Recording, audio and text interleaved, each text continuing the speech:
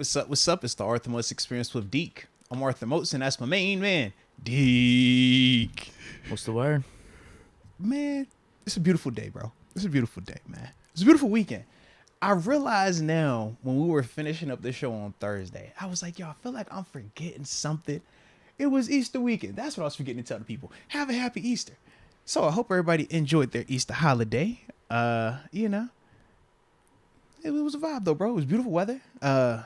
Spent time with the fam, man. It was good, man. A lot of sports stuff took place this weekend as well. You were boots on the ground for some of it as well, man. So it's gonna be dope to kind of hear that content, man. But it was a vibe though, bro. Yeah. All right, good. what do you think about this? You just brought up Easter. Yeah, talk to me, man. One of my buddies in our group chats said Easter's the worst holiday. Oh man. Okay. Now let me hear why. There's not much going on. I get his case for it. Uh-huh. The problem is I actually do like it when the Masters are on. Fair. Whenever it's not the Masters, because there are years, I think it's every other year, really. So this year it was Easter. Next year it's not going to be Easter. Okay. There's nothing going on. Yeah. Thanksgiving, you got football. Christmas, Okay. you got hoops games. Now it's football all day long. You got the presents. Yeah. 4th of July, you're out in the sun, Yeah. drinking some Coronas. Okay. There's probably something good on, right? Isn't the Okay. baseball game something? I mean, technically, You're not really paying attention to that. You're probably golfing. I will say this though. They do got like NASCAR that takes place during this time of year. But Easter. Yeah, they got There was races. NASCAR? Yeah, they got There was races. NASCAR? Yeah, they got races. Were you watching? I didn't. No, bro. You were a NASCAR fan for a between minute. the Pirates, the Pens, between the Lakers, between the UFC, man, it was so between Lil Man having practice, bro. It was so much going on, and at the same time, I was able to kind of like just chill too. Yeah. So I did not get a chance to tap into that, man. But I'm just aware because it was a lot sports wise during this time of year. That's all. But I would take Easter over Halloween. ooh, I look at it like this, right? Easter, Particularly with the Masters. check it out though. I look at it like this: Easter versus Halloween. Halloween is more fun because of the theatrics. You get to dress up, but Halloween you don't even get out of school. Easter, you're out of school for multiple days, bro. What are we talking about? Any holiday where it's gonna take me from having to go to school, or a holiday that's gonna keep me from having to go to work, I'm signing up for that any day over a Halloween or any of the other holidays that don't give me a day off. That's my only thing. So with Easter, yeah, from a sports perspective, it's hit or miss. I'm talking Yeah. like the day of. Yeah. Okay. But then I think another thing is this too. Because like with Easter, that is one of them holidays where. Because Halloween weekend, there's a case because Halloween weekend, you're out drinking and stuff. But think That's about not it. You're bad. already out of school though. You're already off work. I'm talking about something that's going to take you out of work. You get off for Easter. Get off Easter. You don't get off for Halloween. You might go party, but you still got to go to work. People get Good Friday off. Yeah. You'll do. get Friday or they'll give you the Monday off. Yeah. I haven't Some had, place you get both. It's I haven't had that office job in a minute, man. But you have Friday off. You know what I'm saying? See, I haven't been in school for a minute, so you see I'm a little off on and the maybe reason that. I know is because I got kids in school and they've been super hyped for the past, since Thursday and today. They've been out for Easter. So they love Easter. They swear by it. Oh, yeah, give me Easter. I get some eggs. I get some bunnies and all that stuff. Cool. But they get out of school. But we know the big thing with Easter is more so because, the religious element of it, man. That's how I always was accustomed to, learning Easter. So I never, appreciated. Feel born again. Yeah, because that was when you grew up in the church. Hit up That's all the we church. talk about. Yeah. So it was never feeling new. It was never we're looking for sports on Easter. It was no, this is Easter. This is Resurrection Sunday. It was that type of vibe. So I think that was a little bit different. But yeah, I like any holiday that keeps me out of school. It keeps me from having to go into work. Yeah, the actual day's tough without Yeah. the Masters. Yeah. Thanksgiving, Christmas, top two. I don't even think there's a they're debate. elite. Those They're have to be elite the tier. top two. Christmas is elite because it goes Christmas and then you get New Year's to end it. So you get New two Year's. holidays Yeah, New in Year's is one. good. That's epic right there. Whew. Yeah. Masters with Easter is a good combo for me. I'd say that's middle tier. It 4th of definitely July bumps is it dope up. because of the history of it. But now you think about it just because of how people might view 4th of July. I don't know if it still has the same type of buzz to it, man. Just get out on the golf course, grab some beers, some dogs, Yeah. get around a fire, fireworks. Fireworks, right? Yeah, it's a good vibe. Yeah. No, that's I thought he had a case. Yeah. He just said Easter's I do get it though. low man. on the rankings. I do get it. But that's like, yeah, to me. I mean, like are we throwing in the like kind of the extra holidays, the ones that are on the fringes, like Memorial Day? Right. Are we throwing those in there? It gets you out of school. It gets you off of work. I think it counts, man. See, those aren't as good as Easter. Right. Those aren't as good. Although Memorial Day weekend, Labor Day weekends, come on now. The full weekend is nice. Come on now.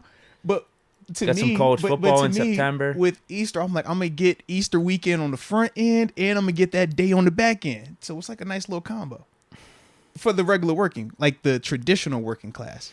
I think Halloween is worst on my list. Halloween is overrated in some elements, man. It tricks you. It gives you the illusion of like, oh, this is a great weekend. But it's like, no, you're still working on Friday or Thursday. You're going to party, do what you do. And then you still got to go to work on that next day or that following Monday. You don't even get anything off. Yeah. You just get to dress up and play little kid, which is epic. I love it. Masters with Easter, it might crack the top 5. It might. The Easter combo with Masters was elite. Might crack the top 5. Yeah, it felt like a crazy busy sports weekend. It was. You had Pirates action, boots on the ground. I even saw you making sacrifices for the people, having to multitask, wear multiple hats on the day, man. How did I that wanted to work stay out down for you, there at opening day, man, because the vibes were there. It really elite was down there, bro. It looked elite. Yeah. What do you want to know? Tailgates were good. There it is. The atmosphere in stadium was really good. It was a blackout. How did Kutch look in person? I was upper decks. Okay, fair enough. It's tough to see.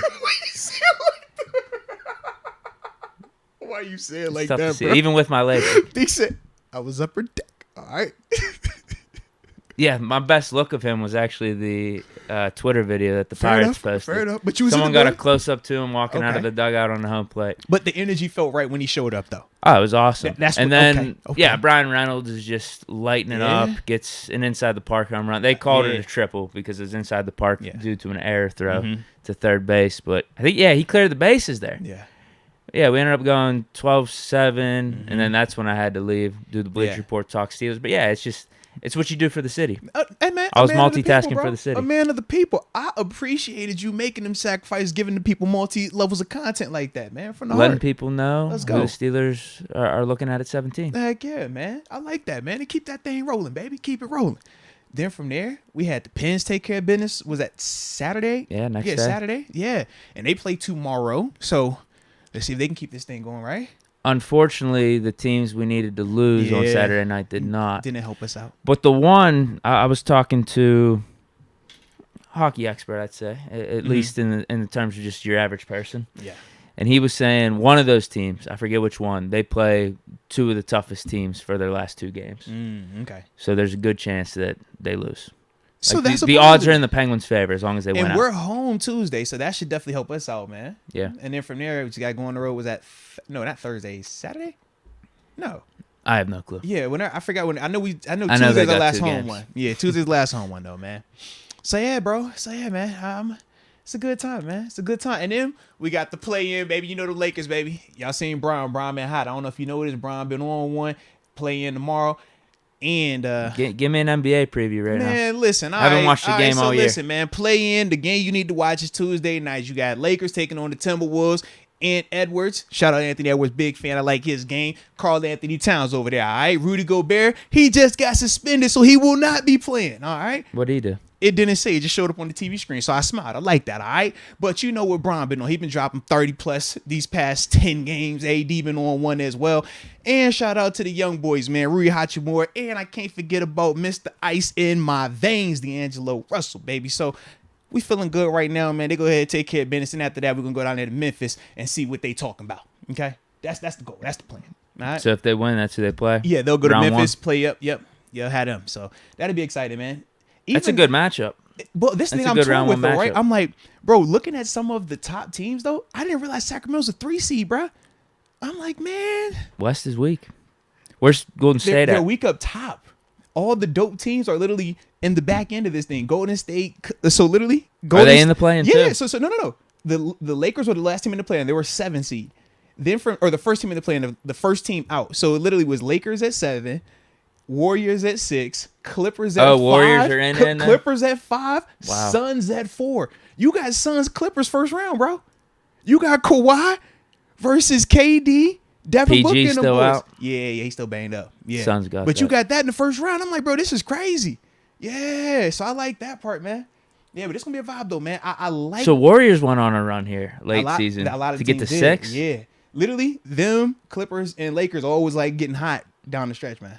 So that's the part that's exciting, man. I'm like, bro, come on, bro. Come on now. The king hot right now, baby. He hot. He done turned that oven on, man. It's about to be 0 dark 30 time, man. I can't wait. I'm going to like the post. I like it. You know what time it is. You get anything for Easter? Anything in your Easter basket? I did get to react to a fool, a foolish decision. A $18 million payment that took place. I did get a chance to react to that on my Easter, so I did enjoy that. Yeah, I'm glad it wasn't our Easter basket. I was like, yo, shout out to that Easter basket. Shout out to them paying that. But I'm glad it wasn't us that paid that. So yeah, I feel good about my Easter basket. It's a lot of man. money. I was very happy. I did not have an Odell Beckham Jr. in my Easter basket. So yeah, what about you though, man? Did you get an Odell in your Easter basket? No presents yesterday. Oh, fair enough, man. No presents. Just a disappointing Masters performance by Brooks Koepka. Put 50 on him. Also Put true. 50 on him. That is also I was feeling true. good about it too. I was like, oh, I think Brooks is back. I did. He's a good. Weekend, though. He's a really good majors player. Yeah. Really good majors. I'm like, yeah. I think we'll close this out. Yeah. A couple strokes ahead of Rahm here. Nope. But you hit on Tiger making the cut. You did call that. Yeah, I did say that was a lock. You called that. I told you about Scheffler. He's good. He just couldn't make a putt. Yeah. I think he would have ran away with it if he could yeah. putt pretty decent. He finished in the top 10, but your boy Finau, I told you he was going to finish around the top 20. Hey, was it 26? I'm sorry. I lost money. It's cool. Because I had him for the top 20. Did you? I did. Because I was like, he's the French. but I did spin the block. And remember we talked UFC? Yeah. I did hit on Izzy. Okay. Even though what I said in public, I was like, yo, I thought he could get beat. I was very nervous about it. He was down 3-0 in terms of the fights that he's had versus Alex Pereira. But I put the money on him anyways. And my dog delivered with that beautiful KO. So it was a great, great time, bro. Did you like his celebration? You better believe it. And the reason why is because of this. He didn't hide from it. He didn't try to play the victim afterwards. That's been the biggest issue when you talked about the LSU situation. You taunt like that, then you try to play the victim afterwards. People don't like that. If you gonna do it, just lean into it. Own it. Does Mayweather ever talk smack and back down or try to play victim? No. Did Mike Tyson ever try to do it? No. Muhammad Ali? No. So with Izzy called it as soon as he got up. He said, bro, I'm petty. He said, yo, I remember when I got knocked out, his son laid right next to me and played dead. So as soon as I knocked him out, after I shot them arrows, bing, bing, bing, and broke the arrow, I went and found his son and I said, yo, look at your daddy. Bing. I said, bro, I don't have issue with that. Just own it.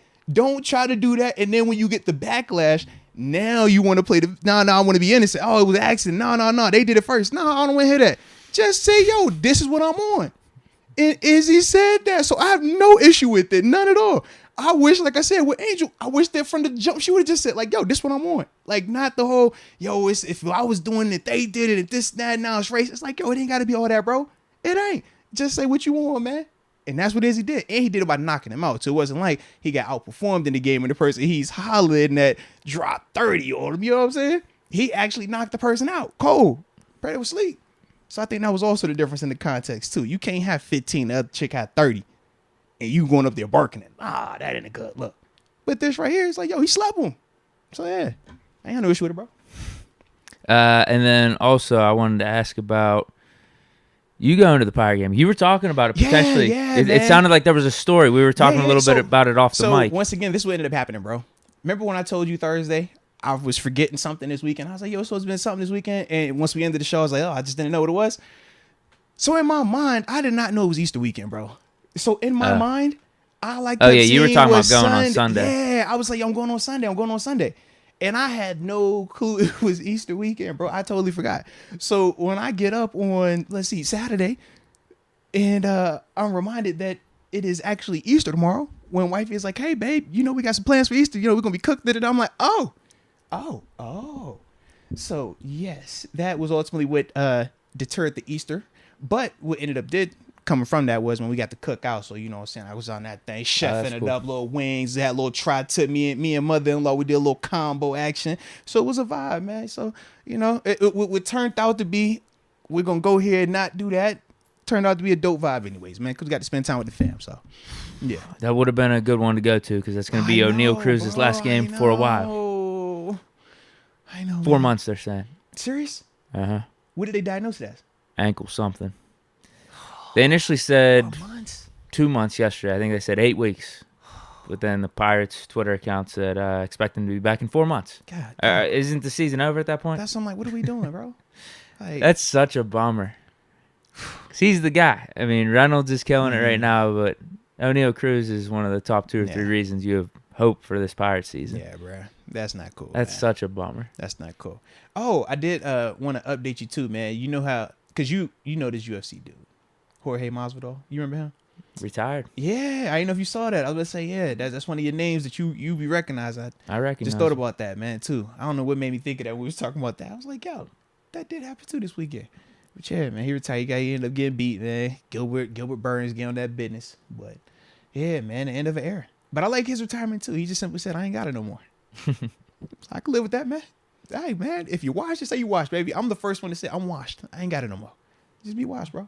Yeah, own it. Yeah, man, own it. Well, I don't think I got anything else. All right, well, man, this has been a heck of a little intro, I guess, man. We 17 minutes in just talking about this weekend. Because that's what this weekend was. It was a lot going on, man. A lot going on. But with that being the case, let's start the show the way that we always do, baby, because we do got football and Steelers football specifically to talk about. So drop in the comment section where you are tuning in from so we can give you those big boy shout outs to start today's show. And hit that like button and subscribe to the channel if you have not done so just yet. Colton Choi Fu, Honolulu, Pride Rock. Let's go. Hawaii. Let's go. Shout out to Hawaii. We also got Robert Cotting tuning in from the 860, Connecticut. Mm-hmm. Mike Hood, the 614, Sebus, Columbus. Rod Dollars, Youngstown, Ohio, 330, share a line, baby. Share a line. President Nitty in the 419 with it, Sandusky, Ohio. Shout out to Trina. Gotta shout out Trina, you know that. Gotta shout out Trina. DJ Trey Money, 606, Kentucky, by the way of the 304. Let's go. Got a random Monday off, so able to catch the full live show. Best Steelers podcast out. Hey, salute you. That's what shout out to Camo Kid. That's what Easter does to you, man. And shout out to that baby bro right there. Shout out to Camo Kid, man. Shout out to little bro. But shout out to DJ Trey Money as well, man. See, this is beautiful. This is the beauty around Easter. You never know what day you might get off, man. You feel me? Hey, we're gonna take off tomorrow. Okay. Yeah, we taking off tomorrow. That works for me. Technically, I do gotta work tomorrow. Technically, but it's a chill day. We taking off. Mr. Justine, 585 Rochester, New York in the building. I seen Jeff Okuda is available for a 3rd round pick. Do you see us making that move? If that is accurate, Pat P could coach him up, and that's eliminating a need in a way. Pat P's coaching any cornerback we bring up, right? Oh, facts. Big facts. He's coaching up James Pierre as we speak right now. Big facts. But my thing is this, though, man. If Jeff Okuda for a 3rd. Didn't he go number 3 overall a couple drafts ago? It was at 3 or 5 overall, but he got hurt that first year. It was definitely in the top 5. Yeah, he got hurt that first year. Played, man, I need to go look to see how. Like, I think this report is true. I saw something floated out there today. Yeah.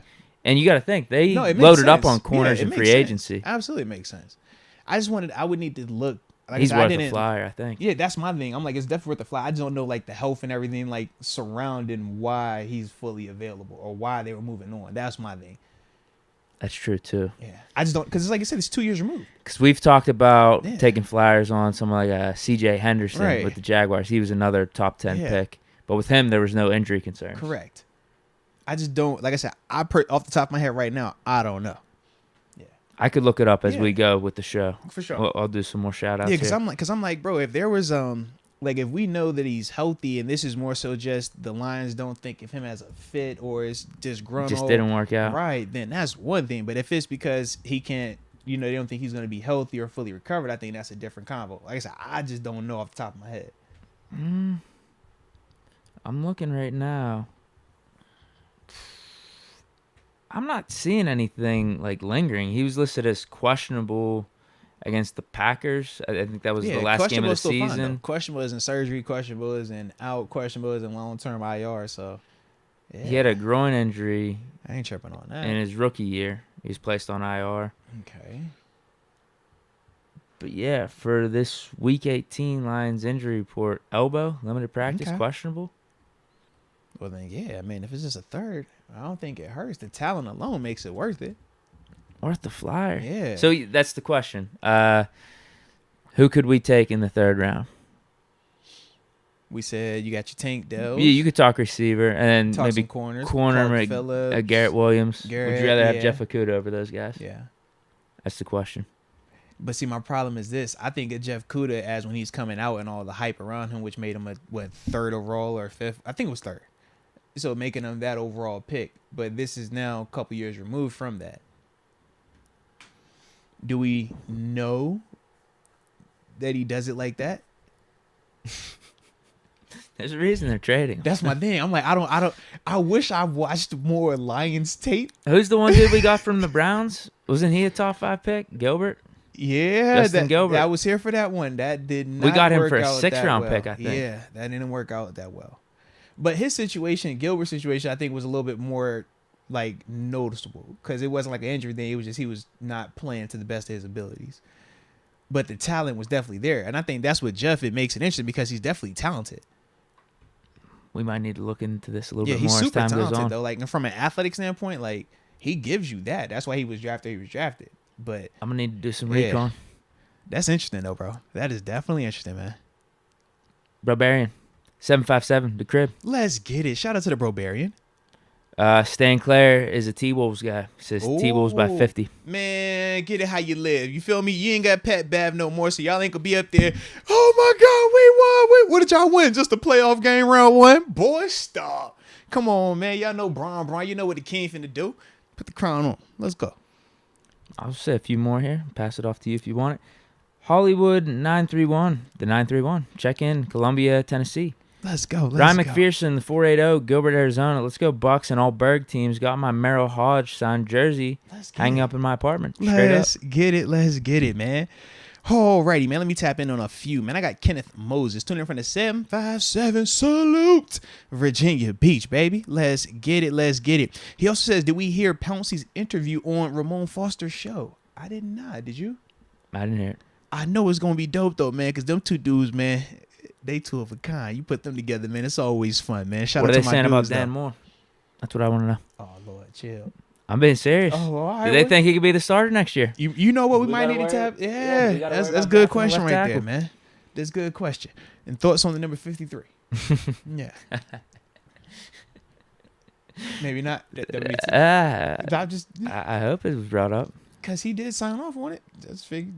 Yeah. Worth the convo. Do you regret that moment in time, Pounce? Yeah. Hey, no, this is how you say it. With all due respect. With all due respect to Kendrick Green. How do you feel about your decision to get the number away? That's how we go like that, bro. That's how you phrase it. Just as long as you say with all due respect at the beginning of it. You say what you want. All right? Exactly.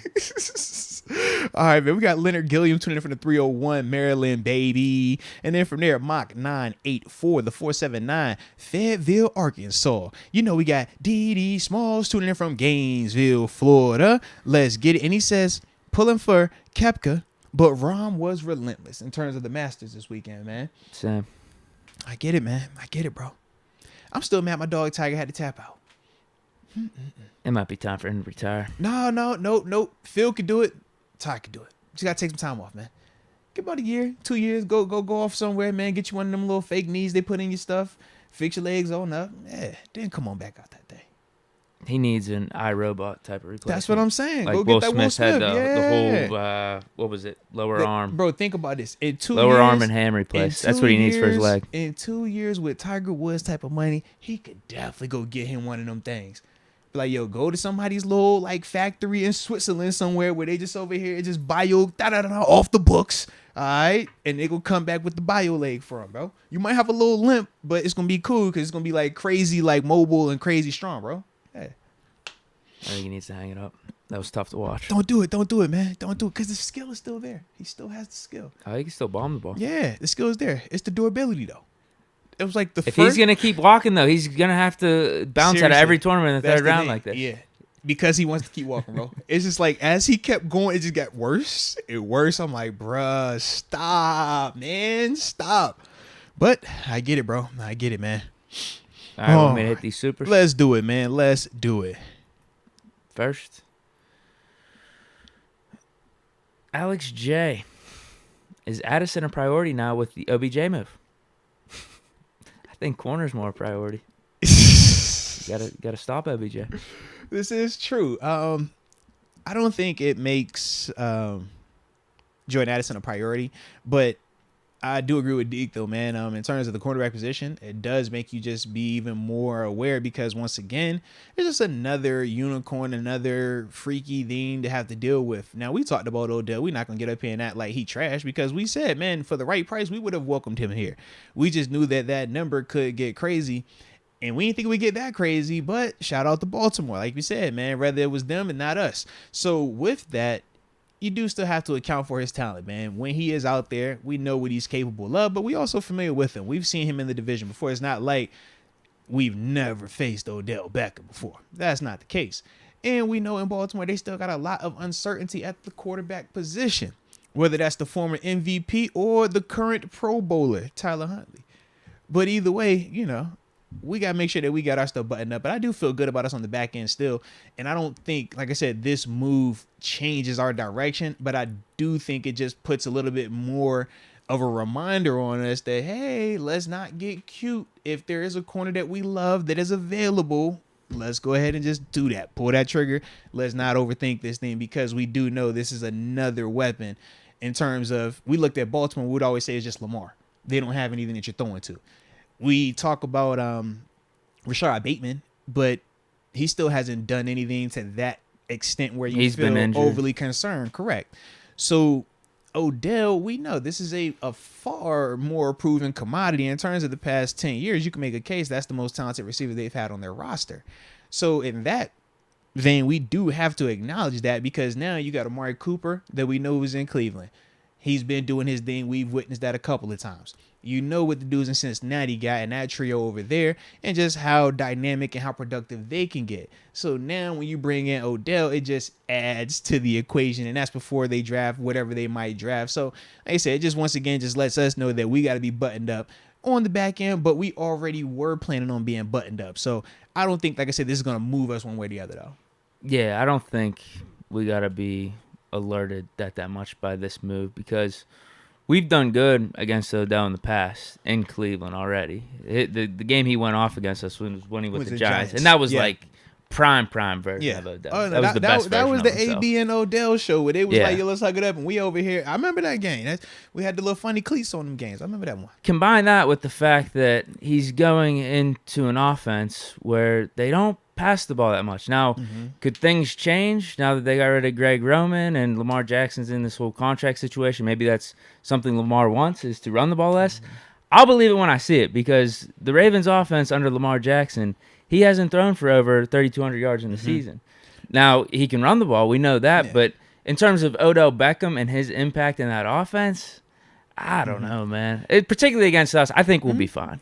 To me, that's the interesting part because depending on which room we want to go with, part of the contract stuff or part of why Lamar wanted to leave was because them never evolving the offense and keeping it like what you just said. So it gives you the illusion that all Lamar can do is run zone read and run the ball.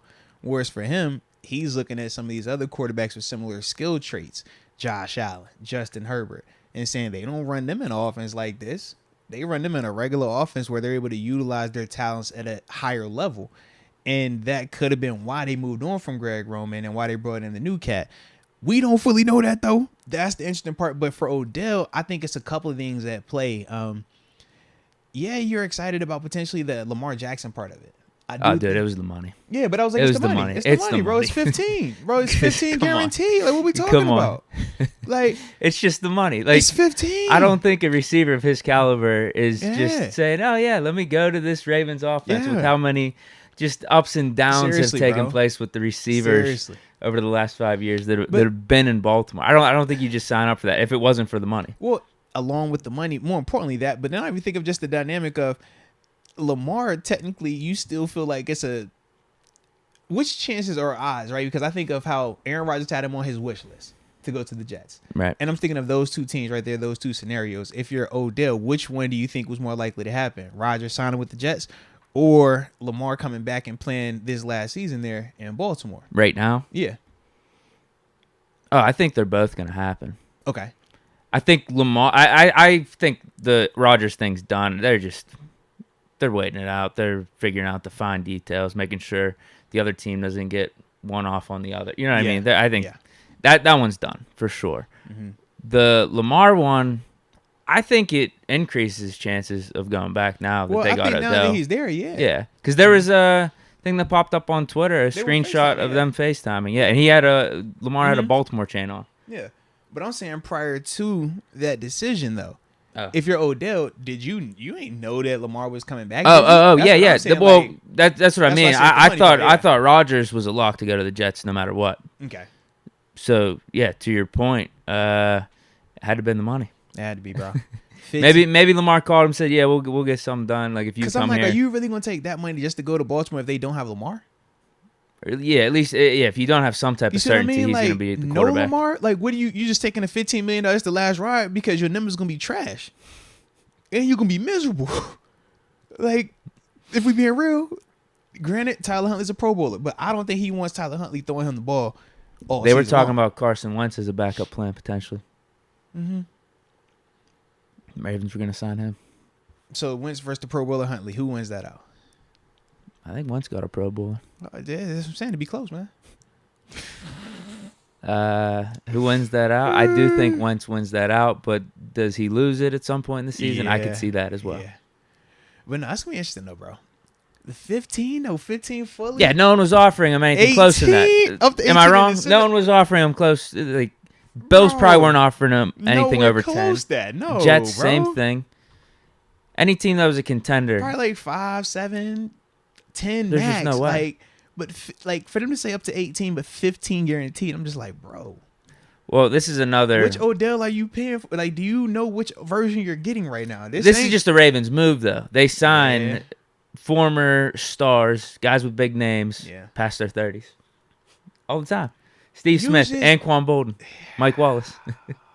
It's a tradition. It's a Ravens tradition. They do it on offense and defense. Calais Campbell, you know, they'll do it on both sides. JPP, they'll do it on both sides. You right. Dang, go on. Yeah, never mind. I don't think they care how healthy he is. They're just like, you know what? Just bring him in here. How much does it cost? It doesn't matter. Just pay him. Dang. It's a little intriguing. I'm not too concerned about it from the Steelers standpoint. Lamar being there with the Odell, does it make you any more nervous? Or do you look at it kind of like Amari Cooper, where nobody really like feared him until he cooked us a couple of games? And people still don't really fear him. I'm but being he still honest. puts, like, numbers up. I'm being honest with you. To me, it's I need to see you guys change your offense to where you're going to be passing and targeting Odell to that amount for me to care that much. For sure. Because right now, all I know is the Ravens offense with Lamar Jackson. It's either because last 2 seasons Lamar hasn't even been available. Yeah. So we've only played Lamar 3 times. Mm-hmm. And over these last 4 or 5 seasons, the Ravens' offense, it's been very run heavy. Yeah, it has been. And we've done a good job against Lamar, and just in particular those Ravens offenses. I haven't had to worry about their wide receiver 1 or Marquise Brown or any of those guys. It's more about Mark Andrews and stop the run. Well, the reason I say that unless they change that. Well, yeah, because my thing is this though, right? That offense, even with Hollywood Brown, to me is still different with that being Odell Beckham. The way that we view Hollywood Brown, the way that we view Bateman is very different than how we would view Odell. You feel like our personnel is good in terms of stopping him? Along with for the Mark Andrews element, though. Yeah, but here's the thing: we were talking about this before them even signing Odell. We should be getting a corner in this draft, no matter what. Yes, absolutely. We do that, I'm fine. Yeah, for sure. Peterson, Wallace, get a JPJ, Deontay Banks, whoever. Yeah, or maybe get this Jeff Okudah too. I mean, what if you do both? Or is that overkill? Draft 1 in round 1, and then trade the 3rd for Okudah. Could it really be overkill after what we did to our guard situation this year? I feel like after how we handled the guards, I'm like, I don't think it's overkill anymore. I think we'll be fine. Yeah, I'll be down for it, man. Yeah, if you're bringing in Okudah as your 4th guy.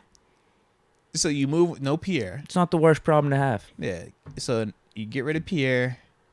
I think you keep Pierre as the 5th guy in case Okudah really busts and he actually is terrible.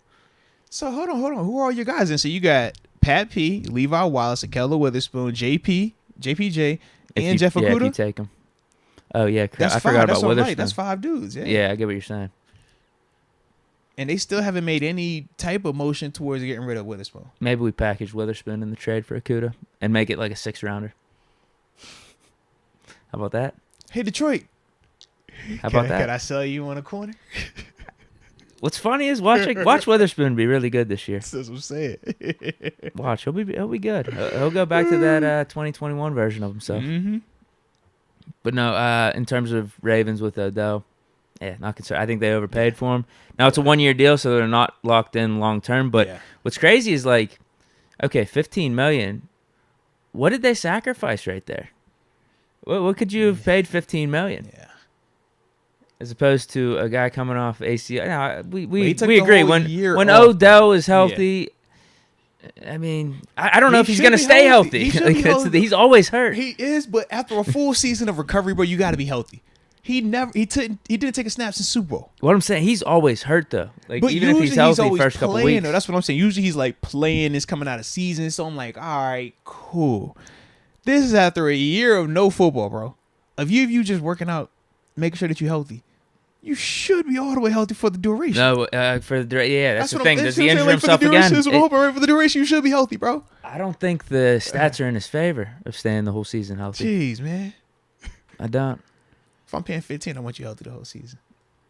We know Odell's good. We know he's good. But, man, what could you get for $15 million? That's a cornerback one. James Bradbury went for less than that. Okay. Can James Bradbury give you what Odell can give you? I just think there's more certainty with him. No, I get the certainty part. I do. And then the other question mark is specifically the Ravens offense. Mm-hmm. Like if Odell was going to the Jets or the Bills, you feel like he's going to be utilized more properly. Mm-hmm. Ravens, we just don't know. Yeah. They haven't been able to figure this out. I feel you, man. With the receiver position. I just wonder how complicated is it when you look at how Lamar and that offense works. It's not a ton of you got to scheme guys open. Lamar being on the field, you see when they throw the ball, dudes be wide open at times because of his reaction or because how guys have to react to him and how the defense you have to play against him. So you get a lot of single coverage on the outside. Odell single cover him for a game for 4 quarters. All he got to do is win 2. That's an explosive. That's points. So I think that part is different. Now I want to see like you said with you though, in terms of like what they would do to really scheme it up because if I'm paying $15 million, I'm only worried about can this dude get off for 2 plays a game. I feel confident. But if you start evolving the thing and scheming it up, well, I think it could be a lot more challenging then. But I just do think, though, that him with a Lamar is different. Just because you can't play certain defenses against the Lamar element because of what he can do with his legs. That's the challenge. That's the most challenging part when you're talking about Lamar. So when you actually give him a real weapon, that's the part where I want to see how the defenses adapt to that. Because it's a lot easier to say, man, play man is just Rashad Bateman over there. Play man is just Hollywood Brown over there. How many people saying play man is just Odell over there, though? That's what I want to say. They might be doing that now. They might be. Right. But that opens it up, though. Yeah, what were we doing? I don't know. Maybe you can recall this off the top of your head. What were we doing against him with the Browns? In terms of like him and Landry. With them, it was different, too, man. Because it would just be them two on the field, right? And then they would have 2 tight ends, and it would just be focused on running the ball with Nick Chubb. To me, the difference is this, though. When you're accounting for the running back running the ball versus it being a quarterback running the ball, you always have a person, on defense assigned to the running back. You don't always have somebody assigned to the quarterback, except when you're playing Baltimore. Sure. Then you're like, hey, dude, instead of you just being this free player right here to help us out in coverage, or the free player to help us double, or the free player to help us get exotic, your job is to watch this dude now. That's where it changes a little bit in terms of how we would handle Odell when he was in Cleveland with Baker versus the Lamar part of it. Sure. Yeah. I get what you're saying. Yeah, not overly concerned, though. I'm with you, though, bro. We still got to see it. And he's got to stay healthy. Lamar, man, shoot. We talked about Lamar. Lamar's been great versus a lot of people, but he's hardly ever out there versus us. We've only seen, once? 3 times, and none of them have been good. A lot of picks. But he's always hurt in terms of when he's playing us. We don't typically see him a lot. Did someone join the upper room? I think someone did. Yep, I got you. Okie, Brent McClendon. US. Oh, you got Brent McClendon? Yeah. Oh, all right. Well, Brent McClendon along with Okie US N94. Welcome to the upper room. Yes, indeed. Yes, indeed. All right. I didn't even see the other one. I saw he was underneath the Odell question. Oh, okay. Got you. The first super chat. Fish Momentum just says, "What's good, everyone?" Hashtag Jack Maurice Myers Jr. Pairs up. Coming here, one of the glasses coming back, Deke. Hashtag Drippy Deke. Oh yeah, I've seen the I don't see him coming the back. uproar, man. People was They missed the old Deke. They was like, yo, we want that old thing back. That's what they said, Deke. I don't see him coming back. Yeah, man. Hey, burnt the bridges. I mean, burnt the boats, man. We just only going forward now. I'm with it, bro. I'm with it. Steel Nation on fire. OBJ should be excited to play with a Pro Bowler and Tyler Huntley. That's how I feel, man. He is how many times can you say I'm playing with a Pro Bowler at quarterback? See what I'm saying? Fish Momentum. Prayers to the Haskins family. Hashtag Dwayne Haskins. Simba. There it is. There it is. Also says, hard to believe it's been a month since my dad passed. Bro, that's crazy. Yeah. But nah, definitely praying for you though, man. Stay strong with that thing. Take it one day at a time. Take it one day at a time, man. President Nitty, he is risen. Hope y'all Easter was blessed. I'm trying to be a reg like AJ and a Fish Momentum. There it is. Met a guy today, said Bennett over Pickett, asked if he was Noriega.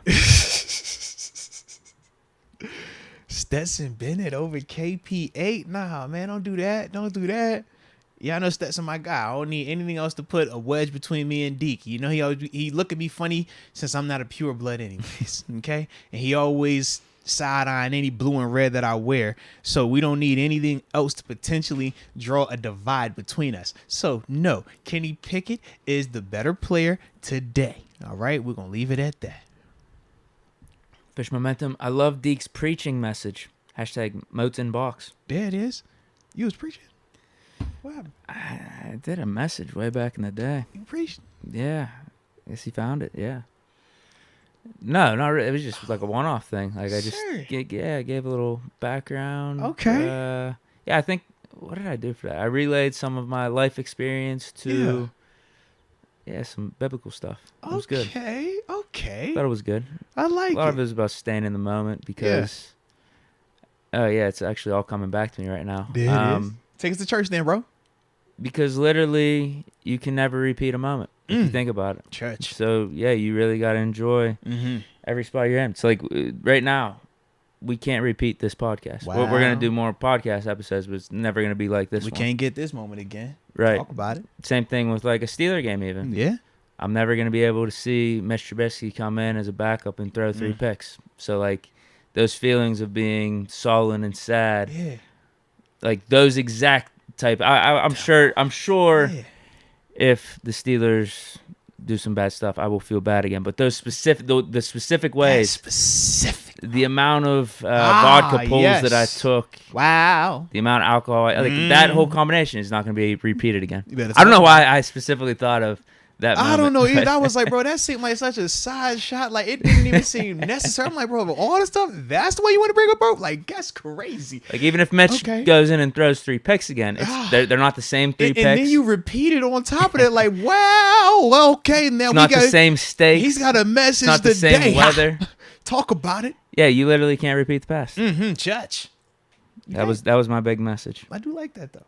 Do you think you would get into preaching again? No. Okay. I'm just spreading the gospel of Steelers good news now. There it is. Just as long as you're spreading the good news, man. Just spread it. All right. That was Fish Momentum. Yeah, I think that's the truth, though. Yeah. It really is the truth. I'm saying, man, I like how you talking to him too, man. You a smooth criminal with that thing. How you preach your message. All right. Deke say, hey, man, it's just you can't get that moment back. It's here. I like that, man.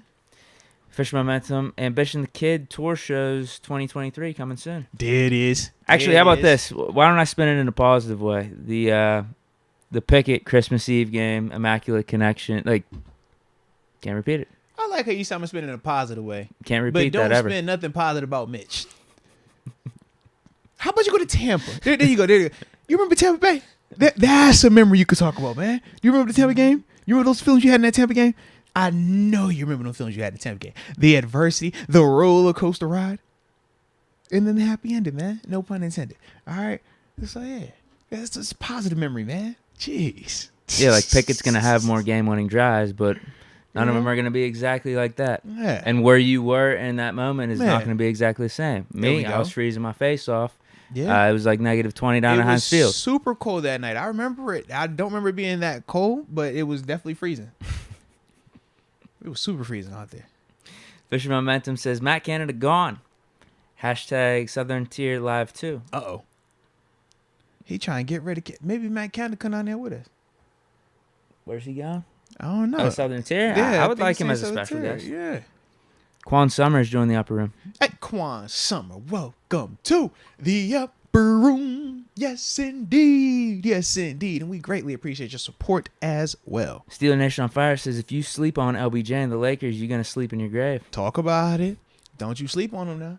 Don't you, sleep. You see me. You see what I'm on. I said, man, I wanted to wear the other one, the 23 one, but I didn't want people to confuse me with anybody. You know what I'm saying? I'm like, bro, you feel me? But, man, I like this one. Because he won that ship with the 23. You know what I mean? I feel like it's a little bit better. 6 ain't really my number, personally. But shout out to Bron, though. Shout out to Bron. Gorilla Mode. Adesanya gave Pereira an early bedtime. Wow. One of the better knockout finishes I've seen. Shout out to everyone in the chat and have a great week. No, facts, bro. And the celebration, man, when he broke out the arrows, because that's Alex, that's his celebration. He gonna pull the arrows like he gonna buck one out. He don't usually shoot the person. He don't shoot the body. He just shoot him out. Izzy was like, nah, this is personal. Give me 1, give me 2, give me the cook the crawl, then I'm gonna break the thing. Then where your little kid at, man? He went full villain. But Izzy, you gotta know Izzy. Izzy is on that anime, and this is an anime vibe, bro.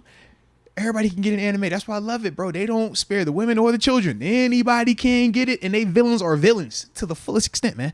So I did like that, though, man. If you're going to be the bad guy, just lean into it. But it's perfect, though, man, for both of those dudes. Their storyline, man, like, they needed that. They needed it. Really? The guy that got KO'd needed it? Bro, it was 3-0. So check it out. It's 3-0. He's already KO'd Izzy 2 times. And then he beat him again to win the belt. So it's like, bro, it's no rivalry otherwise. What rivalry are we talking about if it's 3-0? It's only a rivalry because people are fans of Izzy. So Izzy needed to get a dub. So now we could legitimately say, well, maybe down the line you spin this and come back to this. Let's see what it looks like. I don't like the narrative that they're pushing right now where they don't want them to fight again. Like, oh yeah, man, you got time to do that, you good. I'm like, bro, he knocked him out multiple times. This is 3-1 or 1-3. Like, I don't mind it again, but they're trying to talk them boys up out of that thing. I was like, okay, I see how the machine's working. They say get Izzy to a safe place now. Get him away from that. They're concerned. It's matchups. If this is your potential breadwinner, man, and he didn't got beat by this dude 3 times, if Izzy would have lost again, bro, what they doing? The promotion ain't the same with Alex. Not shot at Alex, but Alex doesn't move the needle the way that Izzy does. So Izzy finally got that one back. Now it gives the organization the pop it needs. It gives Izzy a real, adversity, lost it, then he came back to win it. And then for Alex, it's like, all right, you came out, you won, you had the belt, now you lost it. What's next? Do you stay at this division or do you move up? So it's like I feel like you needed that, but they don't want them to do it again. Even I'm always like, bro, it's 1-1 right now in the UFC. Give me the 3-1. Let's find out. But like I said, that ain't good for business right now.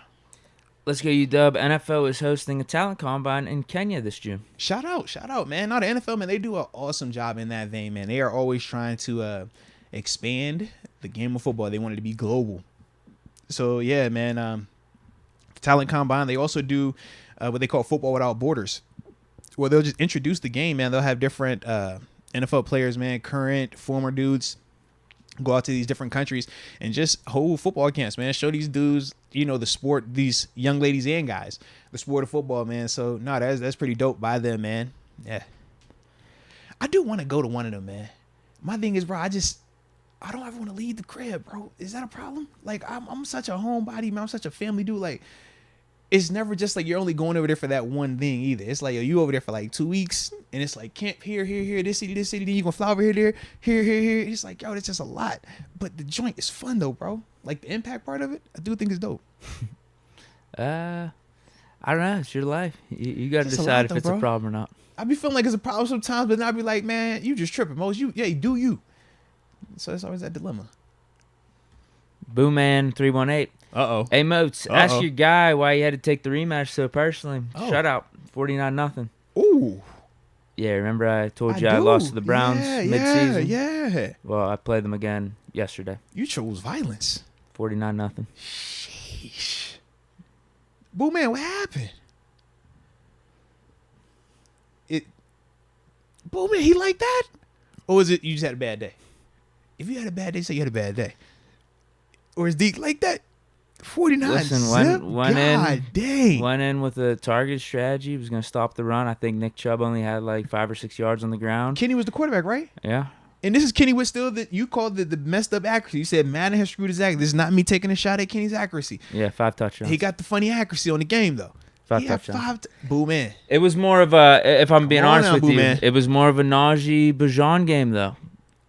A Shout lot out of to running the ball, good defense. It got to the point where I got up like 21-0, and he started going for it on 4th down in his own zone. Okay. So then I'd get it. I'd run the ball a little bit, get Yeah. some yards, and then pick my spots with Pickett to get his touchdowns. Okay. I To see try to that. get some boost for him. You know what I I mean? see So his that. yardage wasn't anything crazy. I think he had like 150 yards. But it was efficient though. But again, Calvin Yeah. Austin. It was like a Brady game. It was He like a got Brady one. in the first 2-3 years game, man. Yeah. Calvin Austin, dude. He was able to bust one off for 100 yards though. Still. Serious. Or no. It was 2 catches for No, that's 100. what But I'm like saying. one of them was a deep one. Yeah, it was a long one. Okay. He's gonna be the Shout X out to factor going into the Calvin then, playoffs. man. Let's go. AFC North officially locked up. I think our seeding might be locked up. So I Where might you at? Did you win it? I might sit some players going into week 18. So you got the North. You what? 1 seed? I think I'm 4 seed. 4. Okay. I think I'm 4. All right. So if I'm locked into that and can't move, even if I can move, I think it'll be better to bench the starters because there is legitimate fatigue that happens as the season goes on. Oh, Legitimate. Like so you'll it's like for real. you'll start off the game and your players are tired. Yeah, rest them then, man. That's what I'm thinking. Dang. What's good though, the silver lining of me not playing Calvin Austin early is he's fresh as hell right now. Same with Bajan. Yeah. They're good quarter one the whole game. Whereas I'm telling you, picking the whole starters, everyone on offense, even defense, Yeah. they're like on the yellow. Like you got to be like navy blue is like your Yeah. fully health fatigue all the way up. But then these guys are starting in probably like 60-70%. Yeah. It's ridiculous. Now, Boo Man has spoken up for himself in terms of why you won 49 zip. He simply says, "Hey, it was his game, and he changed up his scheme. He left it at that." I hit rock bottom. That Browns game. I might have won one in between, but I think I lost Did he 3 or inspire 4. you I had to one of those change? stretch. It was the start. When I broke my okay. controller against the Cardinals, this was the stretch. I think I lost. But you didn't 3 or break it 4. versus Boo Man, though, right? No. Okay. No. Whew, just making Not sure. there. Cardinals game. Did you that know was the another person you loss, broke it and I lost against? the Colts game. Did you know the person you were playing against when you broke the controller? Yeah, I mean they're in the Twitch chat and everything. I know his gamer tag. Yeah, Okay. Nemo Gaming. Yeah. Bet that. Okay. Oh man.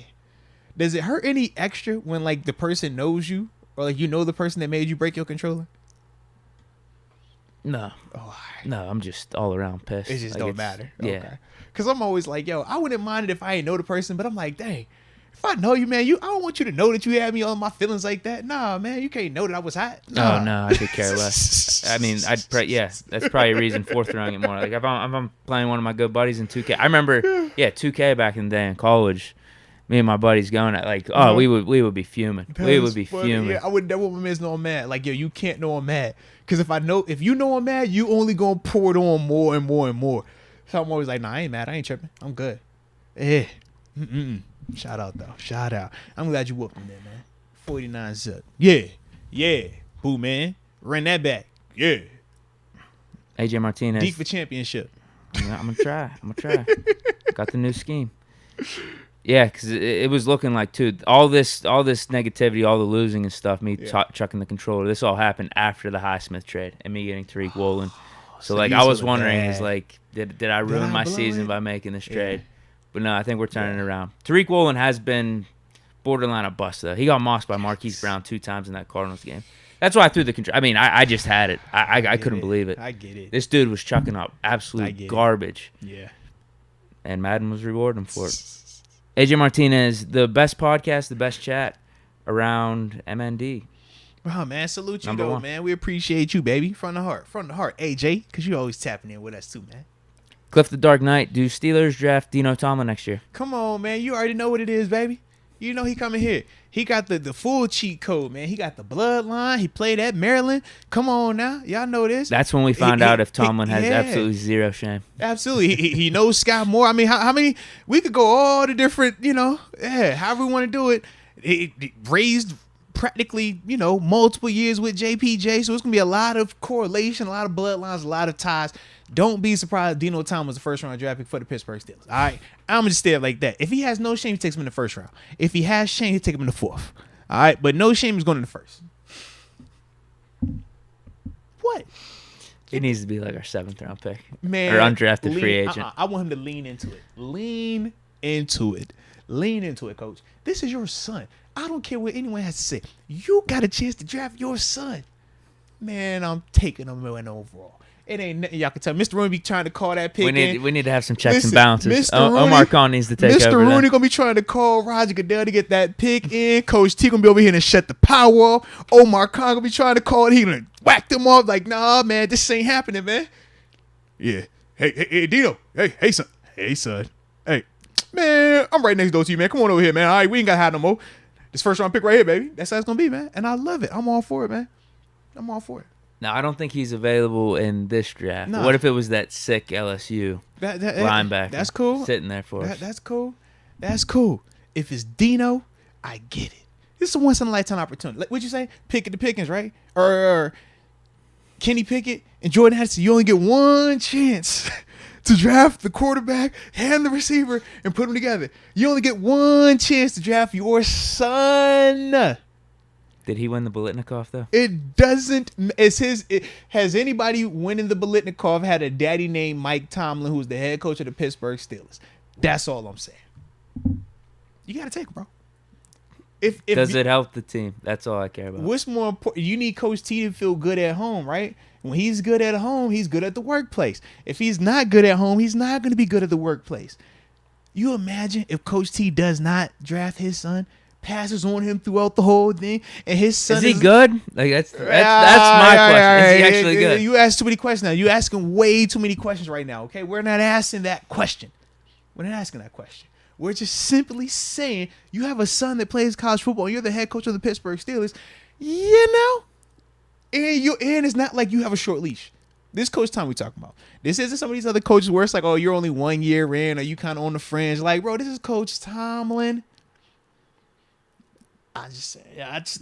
It would be very hard for me if I come home and my daddy had the chance to draft me to help me fulfill my dreams, and he don't draft me, and I'm undrafted. I'm looking at my pops. I'm like, bro, I don't care. I don't care about doing it the right way. I don't care about earning it. I don't care about none of that. You're my dad. I'm your son. What's up? If you love me, you'll draft me. That's what I'm hitting with. Yeah, because I've heard the opposite. Didn't was it Doc Rivers? Am I wrong? He purposely was trying to. I know he ended up signing him with the Clippers or whatever, but he didn't want him. Like, not in a negative way, but yeah. I could be wrong on that example, but I've definitely heard cases where the dad's the coach or the dad's the GM or whatnot, and he's passing on his son. Yeah. I'm sure it could be weird though. You don't want that. You don't want that dynamic because the business part could really sour it. That's the real. Yeah. How do your players the look business at you? part can sour it, man. Yeah. But I'm all for it though, bro. Just know if he did do it, I would not have a negative thing to say. I would, as a father, I would lean into it, Deke. I would lean into it heavy, man. Let's go. UW says thoughts on the Haskins news. It was interesting, man. We'll see how everything plays out with it. For those that don't know, I think it's the wife and the family of Dwayne Haskins. They are filing a civil suit against, I think it's the trucking company, the driver, and somebody else was listed. Just, trying to get more information about the situation that took place with Haskins, man. They had some stuff they had brought up in terms of thinking it was a little bit more targeted and not just random. But yeah, right now, I don't think there was anything concrete one way or the other, but this is more so the first step in them just trying to, go through that process, man. But yeah, in terms of my stance on it, whenever it comes to the legal system, man, y'all know my rule. I waits and I sees, man. I don't got a hard stance one way or the other until we get facts, until we get that type of stuff out there, man, because I don't know what I don't know. And I don't want to just be talking when I don't know what I'm talking about.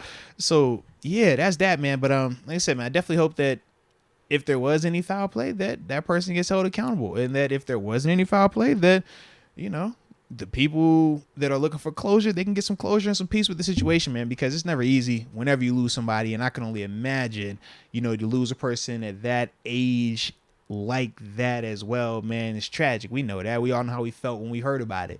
So, like I said, man, that's kind of my thought process with it, man. But we'll see how everything plays out, though. Yeah, see how it plays out. Let's see the due process, like you said. No. Ryan Clark heading this up? Am I wrong? He was the one that I saw posting about it, but then obviously Haskins' family, I think it's his lawyer, whoever the lawyer was that's representing him, put out actual full on press release. But I did see Ryan, I think it was yesterday. He was the one I saw put the first news about any of it, saying that, hey man, they gonna be looking into it. It could be more. So yeah. Yeah, see how it plays out. Yeah. Yeah, new information out there. AJ Martinez, blessings, love, and prayers, respect to all Steeler Nation and the Earth and the Cheetah and the Chevelle, the R1, my kids, the Priest, the Barbarian. There it is, man. Salute them all, man. Salute them all, baby. That's the thing I love about AJ Martinez, though, man. He might be turned up. He might give us some, roller coasters with the convo and stuff like that. But I do always enjoy the positive energy. Even through all of it's positive in there. Or his intentions are usually good. Sometimes the method could be chaotic, but the intentions are usually good. Like the whole, ex-wife thing or the mistreated thing. It's like the method, not the best, but the intent, we knew his heart was in the right place. I like that. Yeah. Other Jacob saying, it's my birthday tomorrow. Turning 25. Man, turn up for the culture then, man. Happy 25th birthday on the early tip, man. Let's ride. Yes, sir. Yes, sir. Good year. 25. Heck yeah, man. Let's go, UW. Rodgers' deal isn't close to being done. The Jets are super low ball in Green Bay. Might have an inside scoop. Maybe I'm off. Well, no, I think this goes back to the comment. Was it me, you and TJ that had that? And we were talking about what you're giving up for him and the leverage and stuff like that if you're the Jets versus if you're the Packers, what you're willing to accept. I think all of that is at play, though. The deal's gonna get done. I just think there's probably some back and forth. Each team's it's trying to make sure the other doesn't get one over on. At the end of the day, though, the Jets are gonna get caught holding the bag because if they really want Rodgers, they're gonna have to take the L in the negotiations. That's how it goes. So I don't think it's for the Jets. They could drag their feet all they want, but for the Packers, it doesn't hurt them to not move Rodgers. They already were going to be rolling with Jordan Love. You were going to be whatever it is in cap space, just sitting there doing nothing. Right. It's going to suck, but you knew it was going to be a sucky situation from the jump. The Jets are the ones who stuck right now because they don't have a quarterback like that. If you Green Bay, you already want to see what Jordan Love could do anyways. You already making those moves. Yeah, so you're just without an extra pick potentially this year. Or next year. And the pick next year, you're not going to be able to use it till next year anyway. Yeah, so that's why I feel like if you're the Jets, you're the ones that are kind of going to be stuck because you need Rodgers now. And you've already made the moves to bring these pieces in. You mean you can't trot out Zach Wilson again? Come on now. For all that, you might as well go ahead and spend on Lamar. Yeah. If you're going to do that, you might as well go get Lamar. But as we're seeing this scenario is playing out with Lamar, Baltimore, now Odell, right. I'm guessing he's back in Baltimore. So Jets might be without a quarterback because they don't pick in the top 5. And remember, they were ones up front. They were kind of like, we don't negotiate in bad faith, so we're not going to be negotiating with Rodgers and then turn around and try to negotiate with Lamar. Which is respectable. It is, but only because it's Rodgers. That's the only person that you do that with. Anybody else, man, you like, bro, all right, I'm going to talk to you. I'm going to talk to you too. Who want this money first, though? Who going to commit first? Who can I get the deal done with first? And that's how it goes. But because it's Rodgers, they are operating with a lot more of that cautiousness because we know he can be temperamental at times. Yeah, are they in the looking at Carson Wentz stage? I think if they can't get Rodgers, the Jets are stuck. I think they have to give up whatever the Packers are asking for. That was the beauty for the Packers. Trade for Trey Lance, maybe. If you're the Packers, you're in the driver's seat, bro. When the Jets started making the moves before they got him off of that roster, actually, man, it's like, bro, you spending money that you ain't got just yet. Tito Whitaker. Moats just ordered your book. Let's go. Hey, man, salute you, baby. I appreciate you as well, and I do hope you enjoy it when it arrives. Anybody looking for a copy? MoatsTheory.com, baby. But nah, greatly appreciate you, Tito. Definitely. Y'all boys seen that Matt Canada hasn't been to a single pro day so far this year. Most of the other coaches have been to at least one. Thoughts? No real thoughts right now because he was there. If I remember last year when they were looking for like quarterbacks, he was at any of the main ones with Coach T, with Kevin Colbert and stuff. So to me personally, I'm not like overly tripping on it. I would also want to know, just for context purposes, in the past, our offensive coordinators, on years we weren't looking for a quarterback, how many pro days was Todd Haley at? How many pro days was Randy Fiechner at? Just for like context, because like I said, I don't know if that's standard or not. But if you're the OC, you already got your guy. Like I don't know how much they send them dudes out there or not, just to know one way or the other. That's all. Right. Yeah. Oh, I seen what he got suspended for. Huh? Shout out to Rudy. Fighting his own teammate. Yeah, man. A little fisticuffs on the sideline. All right. He ain't want to take that L. You know how it go. Smart. Yeah, I don't know about this Canada stuff. It is interesting. Is it? You're right. I don't know enough of the backstory of what Yeah. we've done in the past, if this matters or not. I'm like, I know we always looking for a reason. I feel like they always looking for a reason to get on Canada. Or he's about to get fired. Here it comes. I just, like I said, I don't know. I just feel like last year he was outside. This year he got his guy. So he don't need to be outside like that. Me personally, I don't want him spending time on the road. You need to be spending time making sure that your playbook continues to evolve and you continue to grow with your productivity the way that we saw at the end of the season. So yeah, I hope he don't even take a vacation. Don't even take no time off. You eat dinner, you chill with your kids, and you work on this playbook. You lock yourself in the basement and play Madden versus Deke so you can work on your play calling just to get a better feel for it. That's what I'm thinking. So I'm cool on the no pro day, but in all seriousness though, like I just don't know, comparing and contrast what we've done historically with our coordinators when they have not been in search of a quarterback on that year. He needs to look at my new 2 RB set. Needs to see if he could utilize that with some Najee Harris. Little pony Jaylen action. Warren. It's good. Yeah. Do you go tight end with that, or are you keeping it exotic? You going 2 RBs, 3 wide outs, getting fast? I forget what the formation is. I think Muth is there. Okay. It's shotgun. RBT. Is he shot. in the core? Or is he displaced? No, I think he's there. I think he's on the line. That is the And beauty of Muth. 2 wide receivers. Because Muth can give you some blocking. Muth can give you the blocking, but he also is elite in terms of being able to give you some route running. So I do like that. It's a good formation. Kenneth Moses giving us some support. Thank you. Shout out to Kenneth, man. We appreciate you from the heart. Yamong Yash saying happy Monday. Let's get this moolah. Let's go. Love the podcast. Let's go. Now we appreciate you, man, from the heart. From the heart. That is it for all the supers. Excuse me. All right, well, let's tap in, man. Hit that like button on the front end of this thing. Well, not the front end. We at the middle of this thing right now. But hit that like button. Subscribe if you have not done so. So, like we talked about, man, it's always draft season, man. As we get close to the draft, we got new mock drafts that continue to come out from some of the analysts. Now, we like to spend time with our mock draft, and we'll be coming back with another one soon.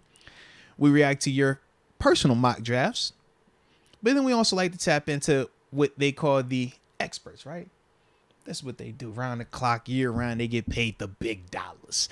So usually it's Mel Kiper, but now we got to spin the block and talk about his, is Todd McShay his competition? No, they're both on ESPN. That's what I was thinking, right? Yeah. They're a good 1-2 punch. Yeah. So McShay will take over for right? Kiper when he retires as the head guy, but Right. I think McShay has his own lane as well. Okay. I just didn't know how to I was like, yo, I don't think they're like competition, but they're both like viewed as like, I look at them as like the two main guys, especially with the Mayhawk leaving. You got Daniel Jeremiah. He's their main the guy NFL over at though. NFL.com. Yeah. What other places? Fox Sports? Who do they have? I don't even know who they have. They might not have a guy. I think, you know what? I actually think they have dudes like Jeremiah. Because Jeremiah, Cynthia Freeland, and stuff. They all do the draft stuff. They're covering that, like all different mocks and stuff. But yeah, shout out to Todd McShay. I wasn't sure, like I said, how to phrase him, man. Yeah, because Fox Sports doesn't have just a draft sports show. center. Yeah. Well, they don't have a sports center. Well, they'll have reporters come on and like Right. give information. Whereas NFL Network or ESPN, they have those type of things. Exactly. Yeah. Fox Sports just has talk shows, really. That's it. Yeah. They have Skip and Shannon, and they do the Herd. They got The one with Nick Wright. you got the one with Marcellus Wiley and oh my gosh. I know you're talking. I think that one's Acho's gone brother. now. I think that's gone. No. They brought I thought the whatchamacallit, from Wiley's gone. No, they brought the chick from Joy. yeah, she's over there with them now. It's Yeah. like a new combo. I don't know what they call it, but Right. it's like the same group though. Yeah, that was that late afternoon show. Yeah. And I think they just do games, right? Mm. And it's like games or sports or whatever. That's it, and yeah. Of college basketball, college football, Yeah. pro games, MLB games on. They don't have they don't have a news show like That's a crazy. Sports Center or anything. That's crazy. So I guess that's why they don't have a draft analysis. But They don't have a website like that. they don't, either. yeah, I was gonna say they definitely don't. They probably do, but it's not something you're going, hey, go to FS1 for this Well, 'cause- information or foxsports.com. Yeah. True. I was wondering, I wonder could it be because like Fox main thing is news and then Fox Sports is the branch off, whereas ESPN Sure. is designed for sports news and the NFL Sure. Network is designed for just that. You know what I mean? So I was like, could be that. But either way, shout out to Todd McShay though, man, because he did give us a 2-round mock draft, man. We were actually going to talk about this on Thursday, but y'all know we kind of got a little busy in the joint. So we're going to spin the block and rap about it today. Let's see. I could read. I got it on my phone. It's up to you if you want to read it off. You want me to read it off? Man, I'm passing to you, man. I'm passing Okay. to you. Yeah. So, like we always do, man, read off the names in terms of who got drafted, and then we get to, and then after you read all the first round off, we'll come back and then read what he wrote about us at 17, and then kind of go from Since there. it's 2 rounds, I'll try to fly through here. Yeah, we ain't got to take long on it. Yeah. I mean, you catch what I'm saying. C.J. Stroud to the Panthers at 1. Bryce Young to the Texans at 2. Colts trade up with the Cardinals to take Anthony Richardson at 3. And then the Cardinals end up taking Will Anderson. They were probably going to take him anyway. So yeah, they were able to probably get some extra picks in that trade. Yep. They take him at 4. At 5, the Seahawks don't take a quarterback here. They take Jalen Carter, defensive tackle out of Georgia, because Richardson's gone. Levis is still there, Yeah, so they that's what I was passed like. on him. Lions at 6 take Tyree Wilson, defensive end out of Texas Tech. Raiders with the first cornerback off the board take Devin Witherspoon Oh, we got a out little of Illinois. Okay. No Christian okay. Gonzalez, but he goes the next pick to the Falcons at 8. And then the Bears at 9 take Peter Skoronski, offensive tackle out of Northwestern. Eagles at 10 take Lucas Van Ness. Titans take Jackson Smith and Jigba at 11, wide receiver out of Ohio State. Texans at 12 take Nolan Smith, outside Everybody got linebacker him at Georgia. already now, huh? He really went up the Combine board. changed everything, bro. He's a good player. But it's just funny how that works, though, bro. Yeah. Jets at 13 take Paris Johnson Jr., offensive tackle out of Ohio State. So the top 2 tackles are gone, and also the top 2 corners are gone. Mm-hmm. And in terms of receiver, and Jigba's gone. Yeah. At 14, the Buccaneers make a trade with New England. Okay. It involves the rights to Brady. No, it's I don't know what the trade is, but they end up taking Levis at 14 in the Patriots spot. So now that's what They don't believe in Trask or Mayfield that much. So though. that's what all the quarterbacks except Hooker off right now. Then. Yeah. Yeah. Packers at 15 take Miles Murphy, defensive end out of Clemson. At 16, Oh. 1 pick before the Steelers. Hey now. The Commanders take Joey Porter Jr. Oh, son of a gun. At 17, the Steelers take Broderick Jones, Okay. offensive tackle out of Georgia. Okay. 18, Lions take Bajan. So you can keep him John on your Robinson? roster. So you happy now? You keep him on your roster? You good Yeah. now? Yeah, Yeah. I am. Alright. 19, New England Patriots take Darnell Wright, offensive tackle out of Tennessee. 20, Seattle Seahawks take Zay Flowers, wide receiver out of Boston College. 21, Kalijah Cansey out of the University of Pittsburgh. Goes to the Chargers. What did you just call that, bro? I think Pitt's gonna become the new U. Maybe. That boy said the University of Pittsburgh. Vikings take Hendon Hooker, QB out of Tennessee, Kirk Cousins' replacement. Jacksonville Jaguars at 24 take Dalton Kincaid, tight end out of Utah. Giants at 25 take Emmanuel Forbes, cornerback, Mississippi State. 26, Cowboys, Michael Mayer, tight end out of Notre Dame. Hail to Pitt. Oh my God. Hell to Pitt. At 27, the Bills take Jordan Addison, receiver, out of USC. Now he's out of USC. That's crazy. Now he out of USC. What in the world? Don't tell me you be acting all funny if Jordan Addison put on that blue and red. Don't do that. Don't do that. You know you still rock with Jordan. From 2 years ago. I love this mock. I'm just The throwing it out there. I 2021 love this version mock, of man. Jordan Addison. Any other year. I don't know. We'll say 2020 as well because that was his freshman year at Pitt. 2020 and 2021 version of Jordan Addison. He said, "Oh, it's going all downhill. First he goes to USC, and then you going to Buffalo. Oh, nah. Can't be." Yeah, that's double betrayal right there. 28, Cincinnati Bengals take Deontay Banks, cornerback out of Maryland. 29, Saints take that defensive end out of Northwestern. Not even going to try to pronounce his name. Yeah. Was it? Yeah, AA. Yeah, yep, AA. 30, Eagles take Will McDonald, the fourth, out of Iowa State. And then at 31, the Chiefs take Felix, another name I can't pronounce, Felix Uzoma, Oh, good. defensive end out of Kansas State. And that ends the first round. So we'll wait to come back to the second round. But going back, so he said at 17 overall, they had us taking Broderick Jones. Let me see. So what he wrote up in terms of about it, says Pittsburgh brought in Isaac Seumalo this March to shore up the interior offensive line. But there are still questions at offensive tackle, and protection is key when you have a young QB running the offense. Jones allowed 0 sacks over 15 starts last season, showcasing quick feet and explosive upper body power for the national champion Bulldogs, and he'd be a good value to get in this at this point in the draft. Jones would also help open lanes for Najee Harris in the run game. In terms of Broderick Jones, man, he's definitely one of the guys that we've talked about, one of the guys on our radar. We kind of looked at him early on in the process at potentially 32, but seeing how this board was falling, so to speak, man, with Paris and Skoronski being off the board, essentially you were choosing between Broderick, Anton Harrison. Who else was on? Let's see. What other? Well, yeah, if you're specifically talking tackles, it'd be just tackles, those guys. And then the cornerbacks you'd have available is Deontay Banks or Manuel Forbes. Forbes. Yeah. And then receivers would be Zay Flowers or Addison was available. Those would I would assume be our options right there. Yeah. At 17 specifically, I would agree. Which does make it intriguing, though.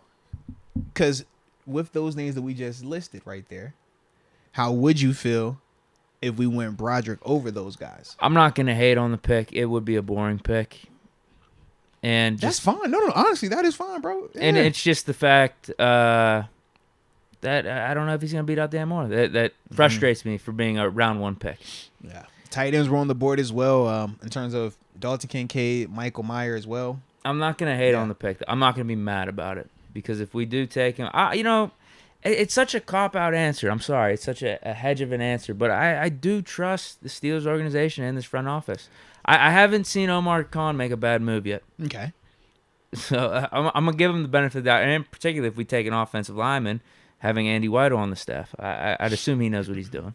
Yeah, for me, man, I'm torn. Broderick isn't a sexy pick. It's an offensive lineman. I get it. But in terms of Broderick's ceiling, right, it's hard to make a case that he doesn't have the most upside out of any of these tackles that we've talked about. Peter Skoronski, Paris Johnson, Anton Harrison. Just because of his size, his athletic ability, his power. So those are the things that make him super intriguing. And it's a position that we know is a major need. At this level, you have to have a quarterback. You have to have a guy that can protect that quarterback. And you have to have a guy that can cover. We know those are the main spots. And then we kind of go forth from there. So Broderick, it does check off that end at worst.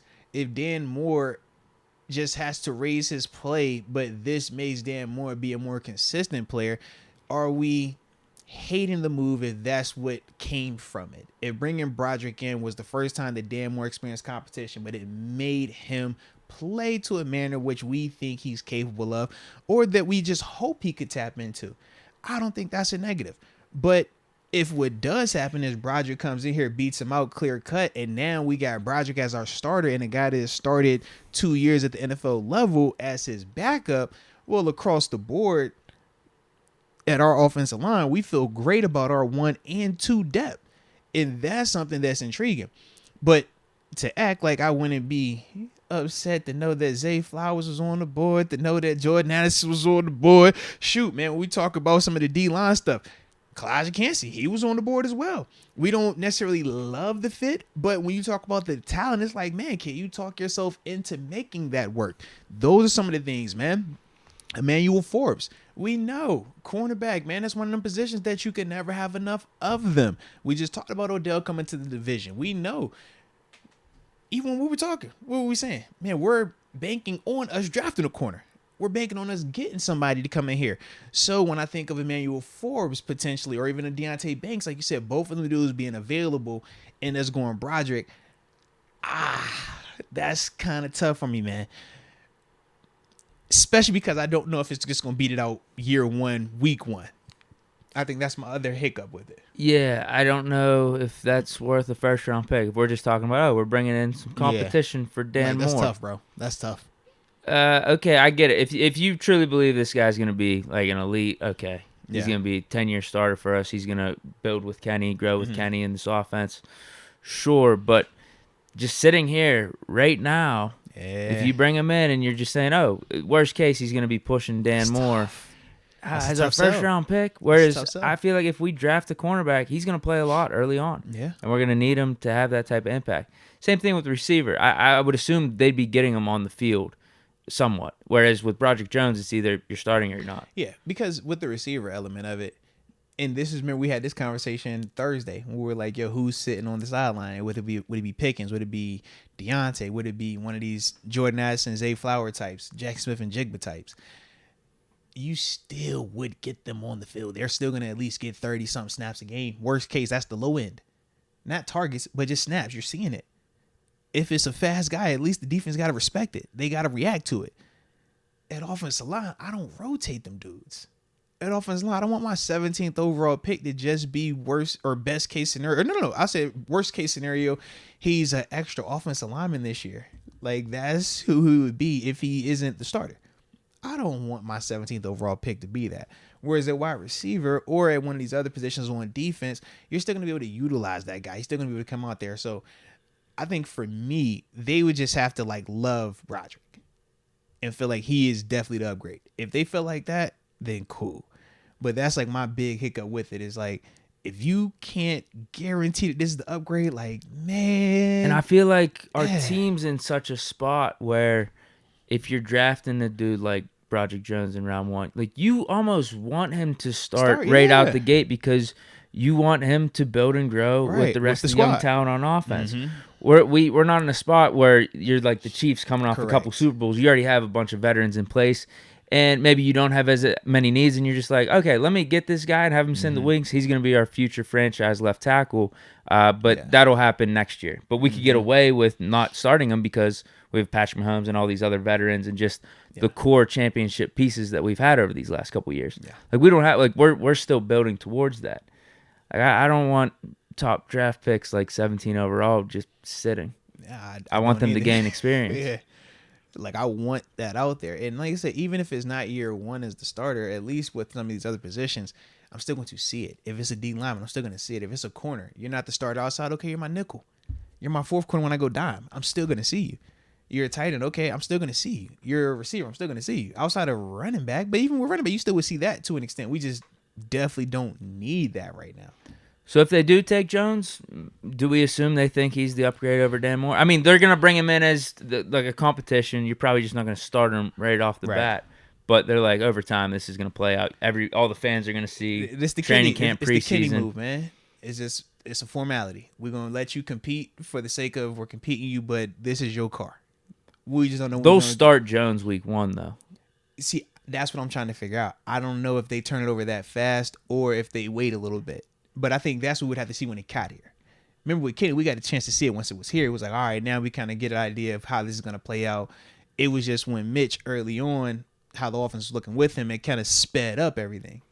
But I think with this, I think it would be similar because you still do have something that has already started. So you're not going to feel like we have a hole. This is more so I'm trying to upgrade something. Whereas Yeah, because that'd be the same situation with Mitch. We didn't feel like we had a hold at quarterback all through training camp. Nah. We felt, all right, man, we got a vet. This is cool. Eventually, Kenny's going to be ready. It's going to be Kenny's job. But we started out slow, and that's what just pushed it to make us make the move ahead of time. So if Dan Moore came out week 1, get beat for 2 sacks, well, yeah, that'll expedite it.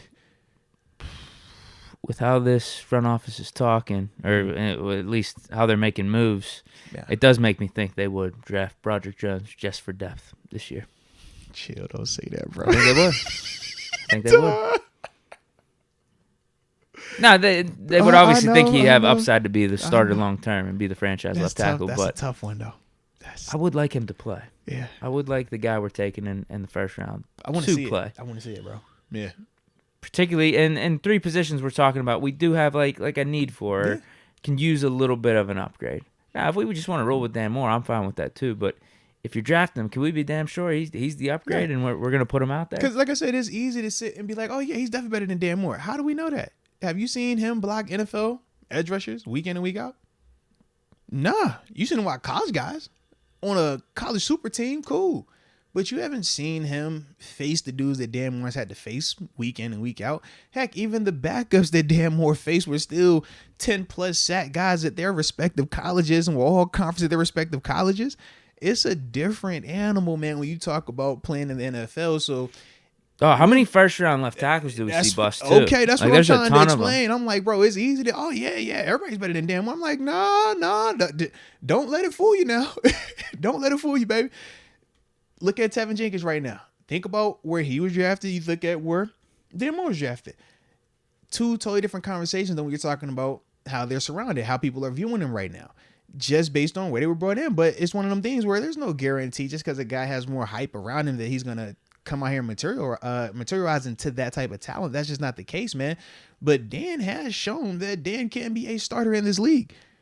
It's just a good version. We want to see what it can grow into, though. Can it be what we feel like you want to pay for? Because you don't want to just pay for something that is good. You want really good or elite. That's what we're looking for.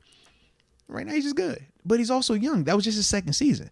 So, yeah, to me, man, I don't think it's just this, like, surefire thing that these dudes coming in here just going to beat Dan Moore out, man. Like, it's different, man. It's a different animal. If we're bringing in a dude to put Dan Moore on the hot seat, I prefer the 2nd round. If we could get a dude like Anton Harrison, fine. Mm-hmm.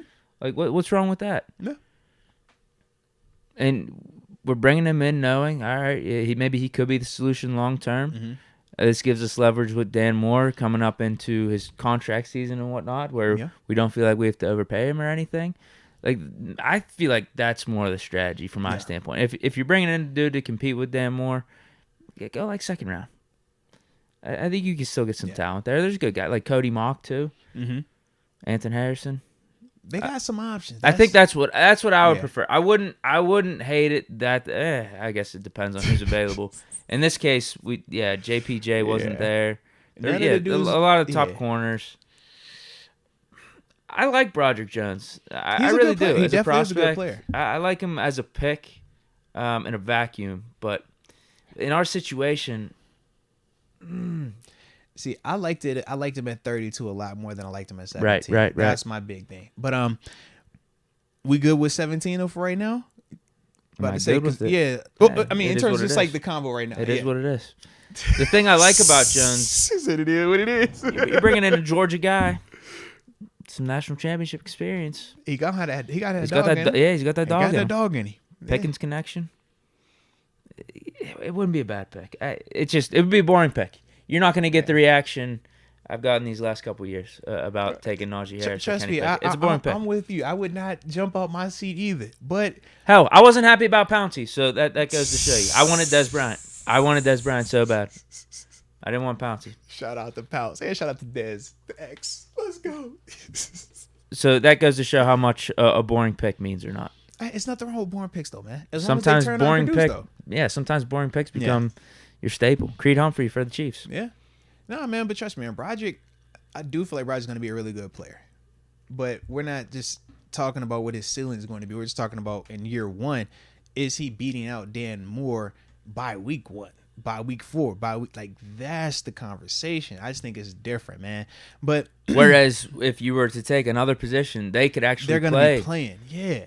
So you don't have to worry about. And they could be your solution at those positions long term. So we can get best of both worlds. Not, hey, this is a 1 year where you're just wasting on the sideline, not giving us anything.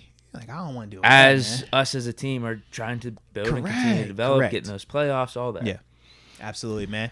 But shout out to Todd because he gave us a little bit extra. He said, man, look, I know I could get you. Yeah, Kuiper only gives the round one. Kuiper only give you the round one, man. You're right. But you this how you knew we were going to get a multi-round draft, because he did, like I said, I like that mock that he gave to Buffalo. I thought that was perfect for both of us. We could relate to that pick a lot, man. So now with that being the case, man, I was like, you know what? Let's tap in, man. So now it's time for round 2 of Mr. Todd McShay. So let's see what he has in the second round. Round 2, another boring pick. At 32, the Steelers take Mozzie Smith, defensive tackle out of Michigan. Would I be surprised at either of those picks? No. Just building up the trenches. Continue to do what we're doing this offseason. Is it the worst thing? It's just boring. It's boring. We might be loving it come week 6 when we're stuffing the run and running the ball down people's throats. Deke say, yo, why you keep mocking all these trenches players, bro? I don't care about that, man. Give me we're fine right now, particularly defensive line. Roderick Jones at left tackle, a little bit of a different story. We talked about all that, but defensive line right now, I mean, Ogunjobi and Cam Hayward. Bro. Now this is another future pick. Yeah, it is. It's another Cam Hayward predecessor. And shout out to Mozzie though, man. Mozzie, he looks like Larry Ogunjobi in terms of his body type. I think he's a little bit bigger. It's weird with me that when I watch Mozzie. Mozzie at one point looked like he should be a top 10 pick in terms of his talent. And then at other times I'm like, Mozzie, what are you doing? You look like, you slow out your stance. Your hands aren't the best. That's part of the reason why I think he's at 32 and not going a little bit earlier. He just has to get more consistent, man. But the power that he plays with, when he decides that he wants to make a play, it ain't too many dudes that just gonna put in front of him and keep him from making that play. And I think he does a good job too, man, of just keeping the LBs clean, man. He's a physical dude though, man. But I just want him every time. Get more consistency, man. Because he's not limited like when we talk Siaki Ika. Siaki Ika is definitely like a true nose tackle. You don't want to do nothing else with that. Mozzie, like you talk about, has a chance to be a 3-down player that you can keep out there on the field. I just need to be more consistent with it, though, man. But I definitely like that, though, man. Definitely He's good. He's good. Hold on. I want to read one of these comments here. Where's it at? Hold on. Okay, Curly Top 19 says steady line more important than reaching on an underwhelming receiver class or something else. Yeah, I don't really care about the class. I'm talking about the specific player. Everybody talk about the class. Oh, man, it's a strong class at the top and a strong class in the back end. What does that got to do with the player that I'm picking specifically? If that specific player is the best fit to me and he's going to get the most out of, my offense or my defense, so I'm going to get the most out of him, I don't really get enamored with the view on the whole class. Last year, people talk about the quarterback class being weak. Does it matter to us? Absolutely not, because we feel good about the quarterback that we have. So that's kind of like how I view just the whole like class talk. You know what I mean? As long as you hitting on the players you're supposed to hit on, man, everything else will be fine. Rest of the draft at 33, Texans go with Jalen Hyatt, receiver out of Tennessee. Shout out to Jalen, man. Bit of a reach. Cardinals, I don't even think was Zay Flowers taken. Not yet. I don't think he was. Nope. That was a terrible pick by the Texans. Arizona Cardinals take Jahmyr Gibbs, running back out of Alabama. A little competition for James Conner. At 35. Is that the 1-2 punch? Is that their Chase Edmonds again? Maybe, yeah. To start off. 35. To start it off. 35. The Indianapolis Colts take Julius Brents, cornerback out of Kansas State. I like Julius too, bro. He's another guy we had our eyes on. Yeah, I like him. LA Rams at 36 take Keely Ringo, quarterback out of Georgia. They said that's the Jalen Ramsey replacement? I think so. You know what, too? With Keely Ringo being brought up, I got a feeling we're taking him. He's a Steeler. He does fit it. I really do. He fits the narrative. He hits every check mark in terms of the off-season draft process. Yeah, he hits the narrative. Private dinner. Mm-hmm. We set the big guns to the pro day. Yep. Combine meetings. And then also top 30 visits. Yep. We need a corner. He's checking every little box, man. And he's physical. He plays the game the right way, bro. Championship pedigree, SEC. If we get him at 32 or the second round pick, I wouldn't hate. I love it there. I don't want it at 17.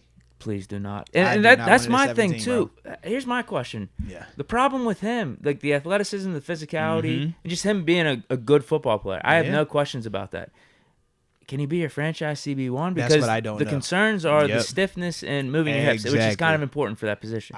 Great athlete. Can you yes. develop that? I don't think that's Right. possible. Great. You know what That's it's just like? that's just natural fluidity No. and movement. Developing that is like when you hear quarterbacks say they developed accuracy or they developed arm strength. It's like, yo, that typically doesn't happen. You can develop accuracy. No, actually, arm strength. That was the one. Arm strength. Because we talked about it. Brady did it. I don't know how. That's lower body, though. No. You brought up the outlier. Yeah. I think Pickett's going to as well. Those would be two outliers. So you think about the history of the NFL. Pickett's arm strength is where it's fine where it's at, All just I'm to let you saying know. is But I when think you- he's when going to you think continue about to improve it. How long the NFL's been going on, when you can only bring up a handful, and it's like, yo, these are really specific. Those are outliers. So, do you want to bet the house on an outlier model, or do you want to bet your house on the model that has worked for the large majority of people? Whereas you typically don't develop that. You typically are who you are, and that does not change. That part of it, you know, there's certain other parts you can adjust to, but that part right there, not so much, man. I love how I just guaranteed Pickett's just going to You did, right? continue to grow his arm Hey strength. man, it's going to go. I'm like, bro, Brady is bro. You think about Brady had TB12 built and all that just to make sure we can. I think Pickett will, though. He's a hard worker. And all that. You know what I'm saying? Like, that's rare, man. That is super duper rare, bro. Yeah.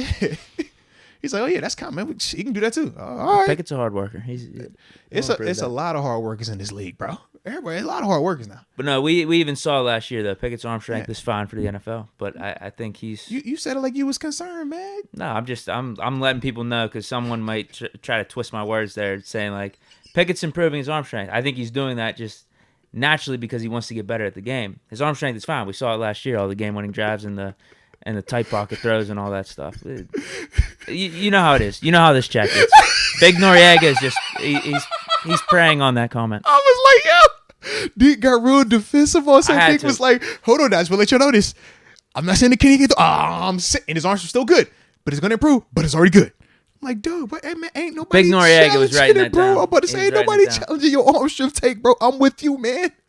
I felt Big Noriega. I felt him on that one. He was watching. That was funny though, man. Your whole thing shifted right there, man. I just want to be clear.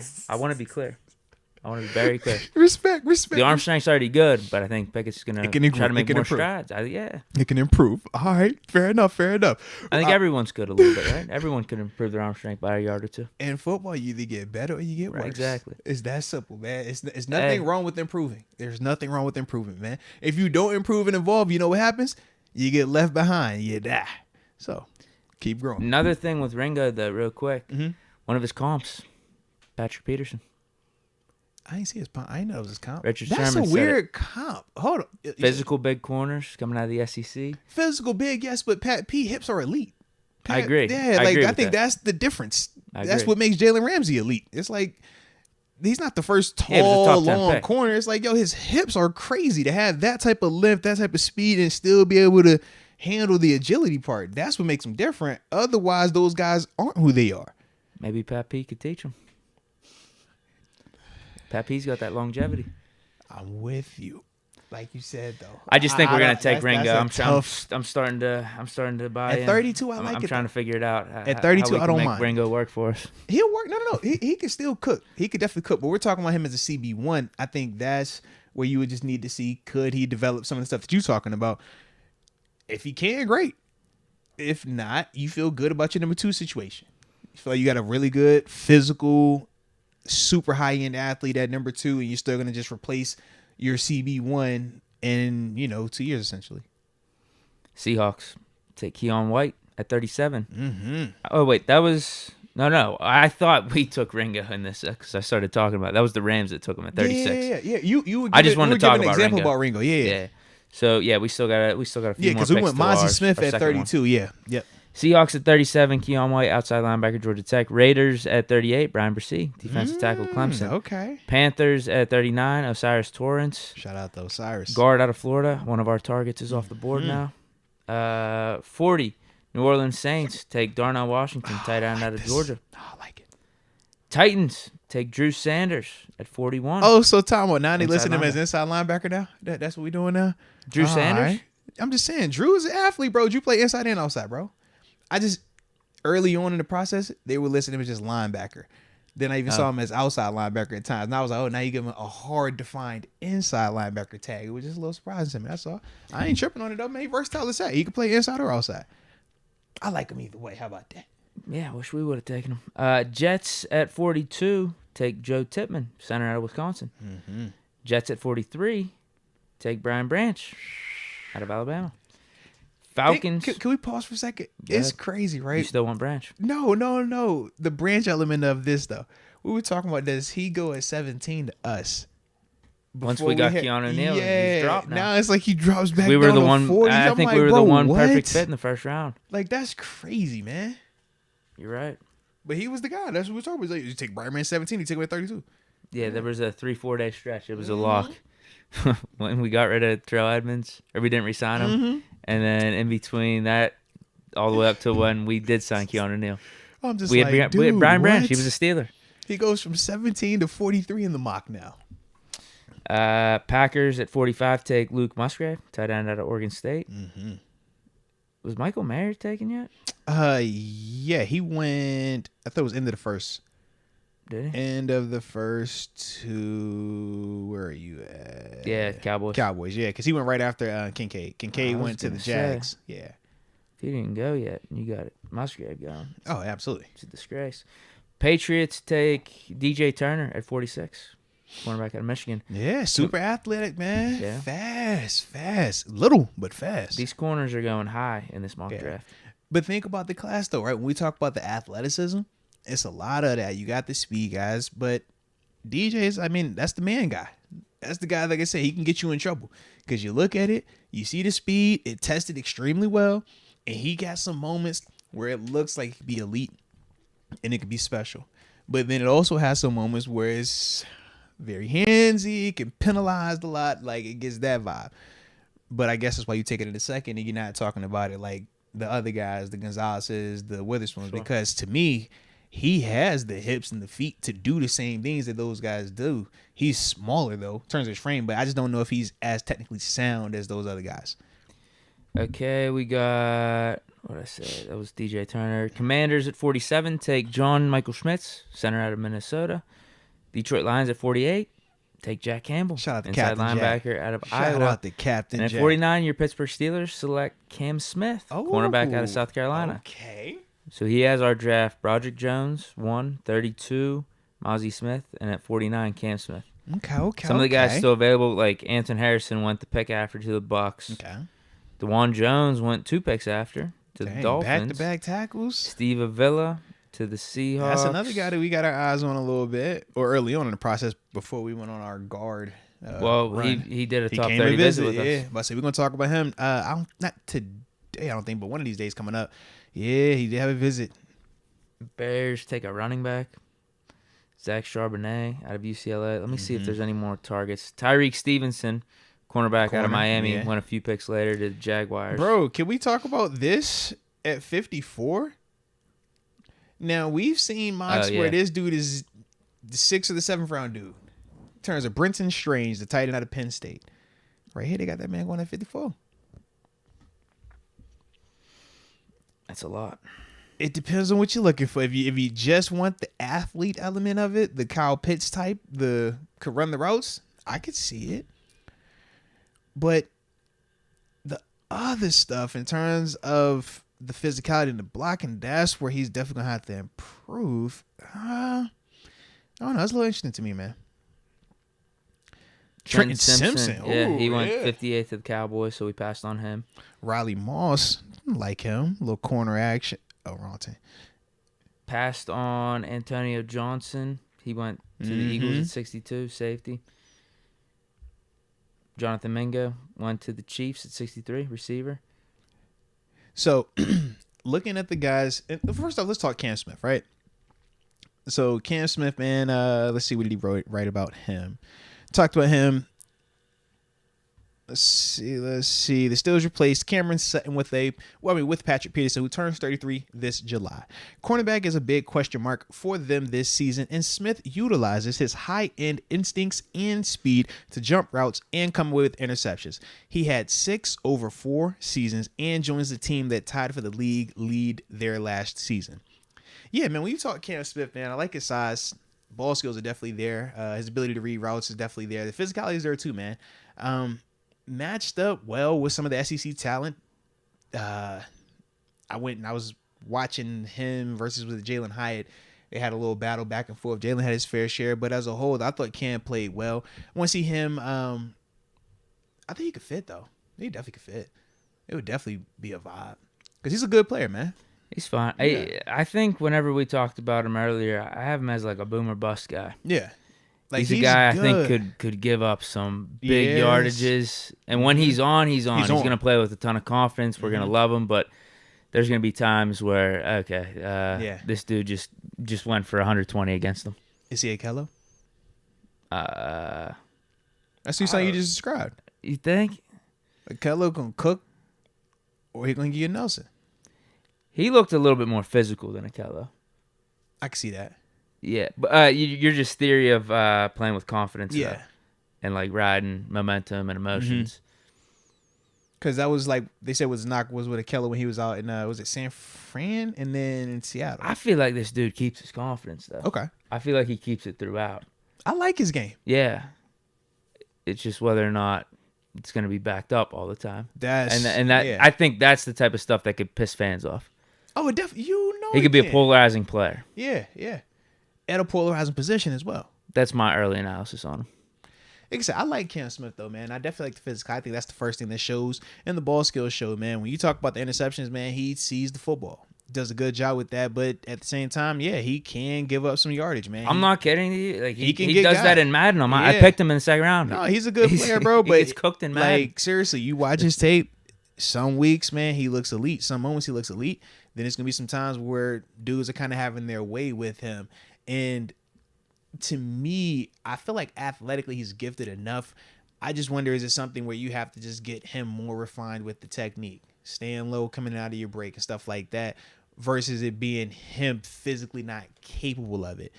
I haven't watched that much tape to have a hard stance one way or the other, but the talent is there. And that's the part where when you're talking about a second rounder, that's why he's in the second round potentially, you know what I mean? And not a first round guy because got a little bit more question marks. And that's how the draft works. As we go further down, yeah, all these dudes are going to have some type of talent. All these dudes are going to have some type of positive production that they bring to the table.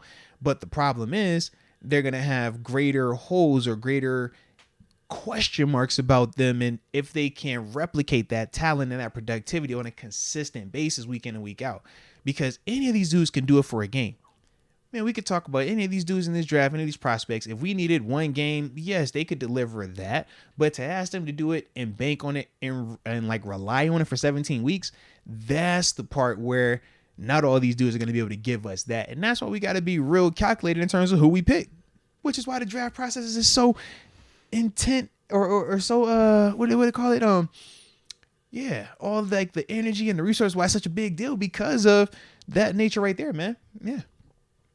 So we shall see, man. I like Cam Smith though. This isn't the worst draft. It's not bad. I think I could see us literally making these picks actually. Low key, yeah. The double trenches, yeah. We hit on two of our three top needs, I'd say. We were talking about cornerback, left tackle, and then we didn't address slot receiver or wide receiver 3. And you know what? Actually, it depends on how you want to look at it. Those, would you say left tackle, receiver, and cornerback, however you want to mix it up? Those are our top 3 like immediate needs. They would help for this season. I'm still stuck between receiver and a cover linebacker. I was gonna say that. I'm stuck between those two. I don't know which one I value more just yet because the 2 linebackers we have are no different than the 2 receivers that we have. We feel good with our 2 receivers and that tight end set, but it's when we get that third receiver, we want to go and play that game with them. Who or how confident we feel with that. When I look at our linebacker situation, when it's time to get third down, obvious pass situation, I don't care about we can do it with the Band-Aid of a Keanu Neal. We could do it with the Band-Aid of this. Like, nah, who is that guy? And who's the guy long term? Yeah, that's the part where I'm kind of stuck both sides because receiver, if I don't have that third guy, we know with the Deontay thing, how that continues to go contract-wise. It's just like, man, it's a little bit of uncertainty there. So I think of that. I think of, do I really want to put all of my eggs in Calvin Austin and Anthony Miller basket? Then also think to myself, how badly does Kenny actually need a third receiving target? Or does that get him in trouble more than it helps him? Those are the things I'm thinking of at that position. So that's why it's still very important. But then the flip side, like you said, that cover linebacker, we know how often we play nickel, how often teams try to spread us out. And right now, can we get away with it? Sure. But if teams actually target that and target those two linebackers in obvious pass situations, we're going to have some issues there.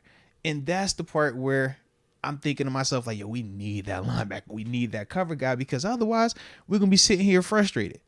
And I don't want us to be that either. Another thing with Dan Moore that's not really being brought up enough, I don't think, is what type of impact does Malu, being the new starting left guard, have on him? Come on, man. Going forward. Listen, I love playing next to Cam Hayward. All right. It made my life a lot easier. You love playing next to it. Makes your life a lot easier. When it ain't them two dudes, you like, bro, this ball get out here a little bit faster, man. Like, yo, they man, the protection up here, they got extra help. You know what I mean? When it ain't you guys over here no more, man. Like they block you good. Now I don't like that. Like you need that. I want that. So yeah, I'm sure for Dan Moore, you play next to Malu, you gonna feel better. You can be like, yo, this dude over here punching stuff all over the place. Like, yo, this is crazy. Like, oh, you don't need no help? Like you good. So y'all can help me out extra now. You can help me? Oh, bro, let's do that then. Yeah. Just saying. Yeah. Just saying. It will help him. Shoot, we saw that with Chooks. Chooks next to James Daniels. Yeah. Versus Chooks next to Trey Turner. Not a shot at Trey, but we said Daniels was going to be an upgrade. Chooks played a lot better this year. Chooks is still playing well, but he played better. I like it. Does help. It's just interesting that because we actually did make a run at Orlando Brown, though. So the Steelers are thinking about it. It's on their radar. And big time on their radar for you to make a run at Orlando Brown because of the tag, the amount of money that it went for. We know that was no, it's a $2 million option, or this is a, let's get a Taylor one for $7 million. Nah, this was a 14. This is a, we're going to pay you. Yeah. Yeah, I wonder if it translates to the draft, though. That's the other question. Very it was true. like, it'd be worth it to pay him, proven veteran, but when it comes to these prospects, Yeah. we don't know if it's worth the draft capital. Right. So who knows? Who knows? Whew, we shall see, though, man. We shall see. But overall, though, I don't hate the moves, though. I think McShay, it's not the sexiest Boring picks, draft. but I do think those are efficient picks when you talk O-line, D-line, corner. Yeah. Shout out to McShay. Bummed we didn't get a cornerback early. Cam Smith, Is that are we technically viewing him early, though?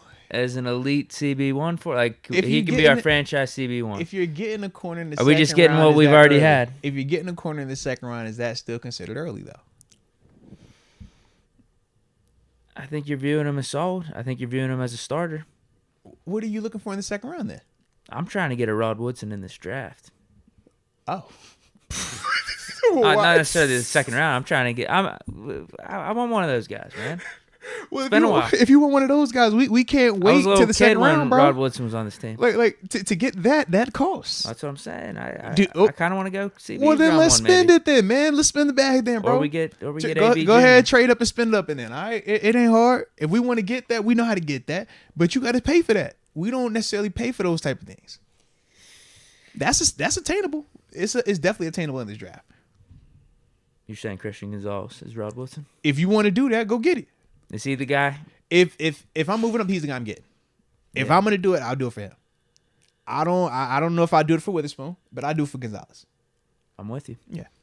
Go up to 10 or 11. Mm-hmm. I'll do it. Give next year's third round pick. If I want a corner that bad, if I love it that much, I'll do that one. I don't think we're thinking that way. See, I feel like we're not, but at the same time, I can't completely say we're not because of how Omar has talked publicly. Every time he's talked about it, he says, I'm open. I'll do it.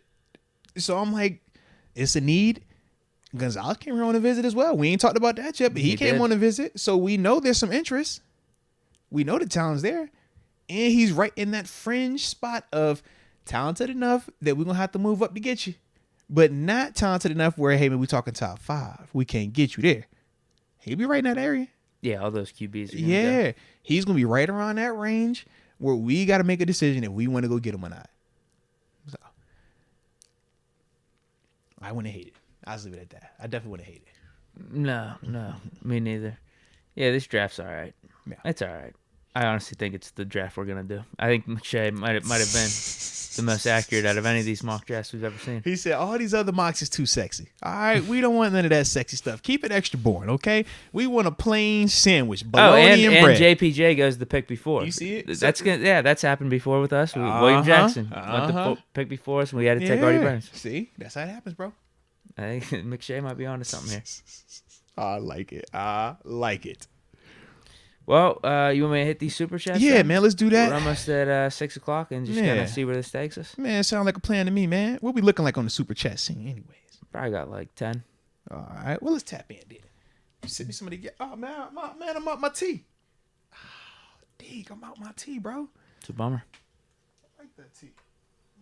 Drink this Gatorade. I got to stay hydrated, you know what I'm saying? Man. JS, what if we draft Nick Herbig and don't resign Alex so we save money for TJ Watt's contract and do another big iron for him? What's he saying? Another big deal for him, probably. So draft Nick this year. Let Alex play out the final year of the deal. We're already repaying. We're already restructuring TJ's mega deal. Yeah, that's what he's saying. So he's saying bring in Nick this year. Let Alex play out the final year of his deal. And then next year, we just going to break the bag again in terms of like an extension to give TJ more years. Yeah. That's what we're waiting to the end of TJ's contract. So that's what he's saying, man. We paid him $30 million up front. No. You got to restructure it at some point. Somebody going to restructure it. It's going to happen. If anything, TJ, since his when did his contract kick in? Last year, right? If anything, he's overpaid. Overpaid based off the season he gave us. I'm not saying that. Nope. Based off the season. No, I'm not saying he's not worth the $30 million going forward because we see what impact he is, but he missed 8 games. Did we win without him? What I'm saying is TJ's contract is fair. It's a fair contract. He took $30 million per year. You said he's overpaid. No, you get what I'm saying. He can't be overpaid, man. We didn't win without him. Literally. We suck without him, bro. No, but that's the point. Yep. If we're paying you that much, you need to play 17 games. You're getting $30 million a year. You get what I mean? Like it's a fair deal. It's like TJ took that deal because it's whatever guaranteed money he got. Yeah. Because whenever you take a contract, you don't know what's going to happen in the future. So the organization is taking a little bit of a risk. We don't know if you're going to be injured or what type of production you're going to give us. So far off that contract, I think TJ Watt's winning a little bit. Shout out based off the production he's gave us, right? Last year. We need him though. That's what I mean. I think it's a fair deal for both sides. Because if you told me I'd take TJ Watt on a contract for $30 million a year this upcoming season and seasons going forward, I'd say yes. Facts. Yes. Because he's still in his prime. I assume he's going to be healthy. I hope he's going to be healthy. And we don't win without him. And we know how good he is. Exactly. Yeah. Exactly. Yeah. But so TJ, I trust. I'm just let the record reflect that TJ, you're underpaid still, TJ. I'm just throwing it out there, okay? I did not say you were overrated in any way, shape, or form, okay? There we go. Just want to throw that out there. You my favorite pass rusher. It's a good deal. There's just no reason to rip up his contract in the middle of it and try to give him more money. He said he overpaid. He technically he's winning the deal right now. Whoa, hey, easy, man. Jeez, bro, easy. Rodney Hedrick is joining the upper room. Shout out to Rodney Hedrick and welcome to the upper room. Yes, indeed. Yes, indeed. And we greatly appreciate you, man. Greatly. Sean McCartney, I wouldn't get Broderick at 17 unless you know he's starting day one. It shouldn't be for competition in round one. QB is different with Kenny, but still. I mean, that was one of the reasons why I wasn't too thrilled with drafting a quarterback last year, though. Yeah. I know he's saying quarterback's different, but I was like, all right, we got Mitch. Felt like overkill, yeah. He's this high upside guy. I don't know if anyone we draft is going to be starter day one, so why not build up the rest of the team and see what Mitch got? And technically, you were right, because technically Kenny didn't start week 1, man, and that could very well be the case with Broderick or any of these offensive linemen that we're talking about. It could very well be a scenario where Dan Moore is still the starter the first couple weeks, man, because Dan has shown that he can play at this level. It's just not to the extent of Pro Bowl or All Pro or some of these other caliber guys, but he still has shown that you can win games with him. We've already seen that for the past 2 seasons, but the consistency is where we wanted to be a lot better, a lot more just here versus the ups and downs. And that's the part that you want to get rid of. And that's why ultimately we're talking about what we're talking about. When you don't give us consistency, that's when the team goes shopping. So this is just a byproduct of that. But yeah, that's the interesting part though with Broderick specifically, man. I love his ceiling. I think his ceiling is a lot higher than Dan Moore's. But in terms of this season, week 1, week 2, week 3 and all that, I don't know. I don't know if he's just going to just surpass Dan Moore by the time September comes around. I don't personally know that off the top of my head like that. Hold on. I got to click on another one of these comments. I was on the same one. It's all good, man. We had Yo Young. Shout out to Yo Young. Says just got 17. Okay. I guess he did a mock draft. He said just got 17 JPJ. At 32, Jordan Addison. At 49, Trenton Simpson. At 80, Phillips III. Now, this Clark is Phillips. an exciting and interesting draft. We're lacking in the trenches, though. Yeah? How do you feel about that, though? I think our trenches are fine for this season. Okay. Yeah, I think we'd be fine. Because this is like the exact opposite. Don't forget about DeMarvin Leal. That's fine. We got a Leal. That's fine. We didn't go offense or D-line in this one, though. Guffa Hoko at nose tackle. Ogunjobi, Cam Hayward. I think we'll be fine on D-line. And then on offensive line, we're literally just talking left tackle. Correct. It's Dan Moore, or but you that think is this guy's coming literally in to the most replace him. important position on the offensive line outside of center. Right? It is. It is. I agree. So is that where you're willing to take the risk at the most important position? Because that's essentially what we're doing, right? If we say we're good, let's go this route, we're okay with whatever risk comes with the most important offensive lineman being our worst offensive lineman. Right? It goes back to everything we talked about. The only guy I think is going to come in and start and should start day one would be Skoronski. Yeah. If we're not getting him, you could talk yourself into, I think, any of those picks from round 1, round 2, like Harrison, a Mock, or a Broderick Jones. I just don't know if they're going to start day 1 against Dan Moore. I think it's going to be a competition. And could it be an upgrade? Yeah. Could he just be the bench guy? Yeah. So what I mean is you could talk yourself into us drafting a left tackle. Okay, look, we're addressing the position. We're doing it for this year. But you might not be. Right. Because you could just be doing it just to take the pick. Cool. But did the productivity come from that afterwards? Yeah. So it sounds like the problem is Dan Moore either needs to suck or get good. Like one or the other. Because right now it's like he's good enough where you can't just headshot him, but he's not good enough where you feel like he's above reproach, above the conversation. He got to figure out one or the other. That's what it sounds like, bro. That's what it sounds like, man. Either go this way or go that way. I don't like the Clark Phillips pick at 80 if we already get JPJ. Oh, you took JPJ at 1, yeah. But we've talked about potentially double dipping with corners this year in the draft. If you do that, though, either Pierre or Witherspoon, right? Get him gone. Because otherwise, overkill. Well, Phillips could be our slot guy. He'll be competing with Mollett. Mm-hmm. Maybe that's the battle. But you're not going to headshot one of them if you only feel like those are like your true slots, right? I mean, you might. I don't know.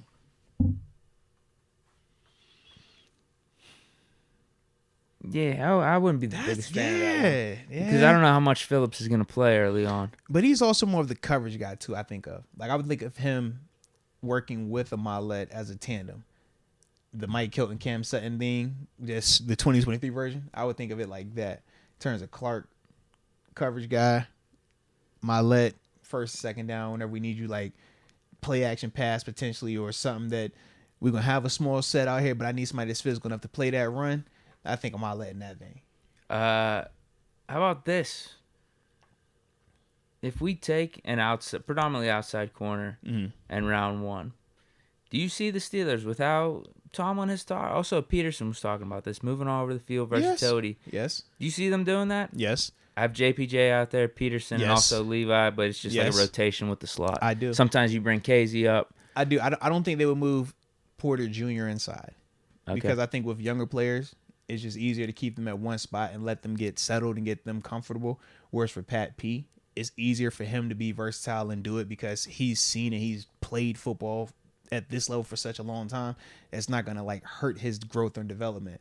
Whereas with younger players, you just want to let them get that foundation, get their feet up under them. So I wouldn't want him to be the guy moving in and out.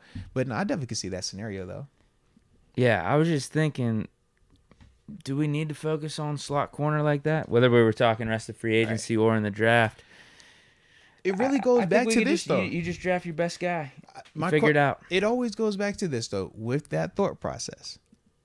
Are you okay with having a guy play the slot as his primary position, even though that's what he's the secondary thing at?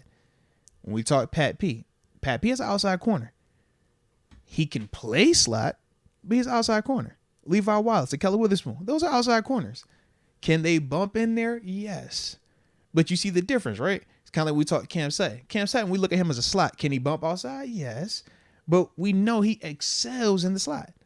That's some of the stuff that when we're saying how comfortable are we with that process going forward, would you be comfortable with that? Because that could hurt you in the long run when this dude is having to do this full time when we know that's not what he's designed for. I would like to think we're not making Peterson do it full time. We're like rotating and stuff.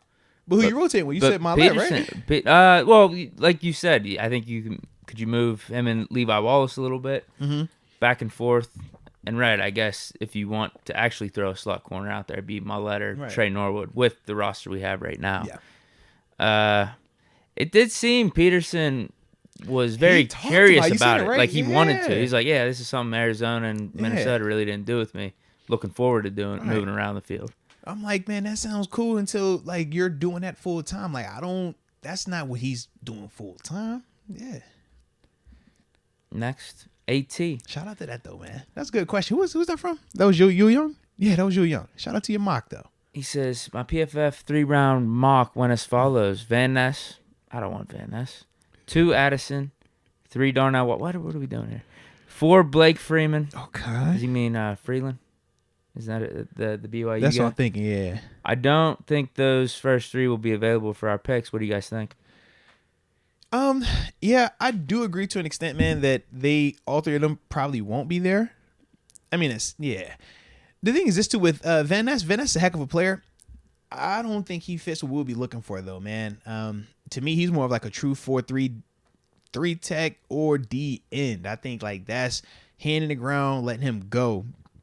Whereas in our defense, man, he would have to probably play the 5 technique, and he's athletic enough to do it, strong enough to do it. I just don't think that that's something that he would. I don't think that maximizes his potential. I think he can do it, but I don't think that gives you what you want from Lucas if that's what you're drafting him in the first round. So that's my only thing there. Obviously, we Jordan Addison guys. We like him. I definitely like the Darnell Washington pick. I just at 17, 32, so that'd be Washington at 48, and then Freeman at 80. Oh no. I don't like that draft. I say the Van Ness one is just that's the one that doesn't fit. Like I like him as a player. I don't like Darnell Washington either with us already having Gentry. I know how you feel. Like I said before, the way you talk about your 3 wide receiver look is how I talk about my tight ends. Okay. I want me a Darnell Washington in here. We could be real beefy up front, man, when it's time to run block. Or what the Titans wanted to be. Or what the Patriots were when they were running 3 tight ends. Gronk, Hernandez, and I forgot who the third dude was. It was a revolving. What was that third one? They had Watson up there at one time. They had it was like that Hashman Zinda, or I can't pronounce his name. He had a couple dudes up there do it. That was their little thing, man. 13 personnel. They'll 13 you to death, and then they're gonna hit you with, we're gonna empty out of this because we got tight ends that can run routes. Saying, man. Chris, can't wait for Pat P to lock down OBJ twice a year. Also, Moats, you're a big inspiration and role model for me. I appreciate you, brother. Man, I appreciate you from the heart, baby. Nah, respect, baby, respect. Let's go, UW. If we are waiting that long for a CB pick, I'd rather take Clark Phillips over Cam Smith. So if we're waiting until 80, he would rather go with the No, he's slot. talking about 49. Oh, no. Which? Oh. Todd McShay. Oh, okay, I got you. Yeah, I'm thinking about you young. I was like, at 80, that ain't that bad. Yeah, because Phillips, 49. he had Phillips You're right. at 80. You're right. It was at 49, though. You think that's a long wait, though? He said, I'm waiting that long, man. Give me Phillips. But either way, I think it's one of those things. Would you want an inside or outside guy? I think Clark definitely gives you the slot stuff that you'll be looking for. I think if you go with Cam Smith, you get the outside that you're looking for. Yeah, I don't hate the thought process, though, honestly, man. Because if you're just saying that we feel good about our outside situation right now, you want to lock in that slot corner, then yeah, Clark Phillips, to me, he could definitely check that box and you'll feel good with that. But he is definitely a slot, whereas Cam is the outside guy. That's the only thing in terms of like how I look at him like that. Let's go, UW. He's got a breaking report. Says reports are saying that Witherspoon will be cut before camp starts. Wait, why are we waiting? Wait, why are we waiting? Come on, Deke, get us right on the cap, man. It was a post-June break. What we got going over here, man? I don't think it needs to be that. We'd save like $4 million by cutting him right now. That's what I thought. I thought the deal wasn't nothing crazy, right? Let me see. I'll check Twitter. If I say, y'all got Deke over here researching now. Let's go, UW. Come on, baby. Witherspoon Steelers camp. That should pop up some type of result. Let's see what the results I'm say. not seeing anything. No Dulac? No. March 21st. I'm not seeing anything. Jeez. I'll just type in Akello Witherspoon. Maybe it's under his first name. It's under Akello. Okay. Maybe he doesn't mean camp. This is what I'm seeing. Buy or sell. Akello Witherspoon will be cut before OTAs. I see what you mean now. OTAs is definitely different. OTAs, that starts... Technically, OTAs starts in like 2 weeks. I think this is a question. 1. No, this is like a question. I don't think this is a report. Gotcha. This is like, do you buy or sell? Do you think this is going to happen or you don't think it's going to happen? I see what you mean, man. I think they're going to keep him. I think if they were going to cut him, they would have already done it. The money-wise, it doesn't kill you to keep him. He's a good player. He was just banged up last year. So I think that the team looks at that part. But they also remember the positive stuff that he did bring to us. And remember, we haven't experienced a ton of negative Akello play. No people will bring up the Nelson Aguilar. But other than that, like, it's not a ton of bad Akello tape in Pittsburgh in the A.J. Brown game. We know that too. But like I said, Mari Cooper. All right, that's 3. Okay. It's just this year. Was he fully healthy this whole time? Right, because I don't know. The hammy, we know that he missed time with that, and that was part of the reason why he ended up going back to the injured reserve. But I don't think you have to move on from Akello. I think that you still feel good and you still draft something. I still think you still draft something in the first or in the second, however we want to do it, at 17 or 32. But I don't think it kills you to keep Akello, because Akello has shown that when healthy, he can give us some productivity. He gives you those CB1 flashes. He gave us that, right? And I'm not going to just forget that because of last year where I'm questioning how healthy he was. Now, the team might know that he truly was injured, and that might be why they decided to keep him and not move on from him. We just don't have that information. They kept him over William Jackson. About and we were that, very man. fond of William Jackson. Right. I know William Jackson didn't play for us or anything, but now I'm assuming he's over his back injury. They cut, bro. They cut Will. They cut. Oh, his contract was way worse but too. They've cut a couple of people, though. We didn't even talk about or try to bring Jackson back. That's what I'm saying. That's the other we thing. cut multiple people. We moved on from multiple people. We let people leave in free agency. Miles Jack, yeah. Like we did some stuff where it's like, man, if you really didn't want that, you could have moved on from that and still been finding other spots. We were moving on from other pieces to create space. There would have been no uproar either. No, not at all. Not at all. But that's the part for me where I'm like, okay, maybe they know something. Maybe they're looking at it saying, man, this was health. We know when we put him out that he wasn't all the way good. Still, man, stop. Don't do that, bro. Don't do that. A-Dub's back. Don't do that, man. I want to see what the hammy look like first. Because if the hammy look anything like Philadelphia, you can have it. I don't want that, man. All right. But if the hammy back, all right, we cool. You can talk me into it. I need to see the hammy first, though, bro. Because that Philly game, bro, you know what AJ did. Well, Q says Akello still doesn't have his hamstrings. They were robbed by A.J. Brown. See? I'm not supposed to laugh, but that was daggone funny, man. I'm not supposed to laugh because I don't want to make like we piling on. Y'all know how that's happened in the past. But yeah, man, the Hammy situation had me really, really questioned because we never saw him after that. So I'm like, did you just get cooked and they like, yo, we gonna relieve you of your services? Or was you really out there hurt and your Hammy got took in Philly and then it's like, yo, we're gonna let you recover? I don't know. I guess it would have happened in the Browns game, though. The game before, yeah. Yeah, because that's when he had to sit out. What was it, 3, 4, 5 weeks? Yeah. And then he came back in the Eagles. And then AJ did it to him again. He was like, come roll me for a little bit. Those were his two really bad games. Patriots, I thought he was good in coverage. It was just a catch, yeah. Yeah, it was just finish. Stupidest play on the ball I've ever seen. Yeah, you got to finish, man. It was crazy. But I remember there were a couple guys getting catches on, but he was there in coverage the whole time. It was the Browns game where it's like, Mari Cooper has 10 yards of separation on him. But Cooper's a good player. I wonder if that's the hamstring happened. Maybe he tried to play through in it. Could be, man. And then, and he sat out the next however many weeks. Came back, Eagles game. Still, hamstring wasn't right, and we saw the results. Yeah. That is interesting, though, with Akello, man. That is very interesting with him, man. Because maybe, man, you're getting me thinking now. We talk about moving Peterson inside. Akello CB1, Levi CB2, Peterson in the slot. Oh, all right, that's what we on. Well, if we have a Trent's heavy draft, I'm gonna have to sell myself on that. I'll be selling myself on it too. Yeah. If we go heavy trenches, yeah. If 17 or 32 is in a corner, yeah. Yeah. We're going to have to talk ourselves into it, man. Yeah, because you know what? Todd McShay has us getting Cam Smith. That's what I'm saying. Well, here's the funny part. Yeah, or we're talking about if we bring in a left tackle outside of Skronsky, whatever. Are they beating out Dan Moore? If we bring in a cornerback outside of that pick number 17, are they beating out Akello? Even at 17, it's like a JPJ beating out Akello immediately. I think it's different in this vein. I'm trying to even think how to explain it.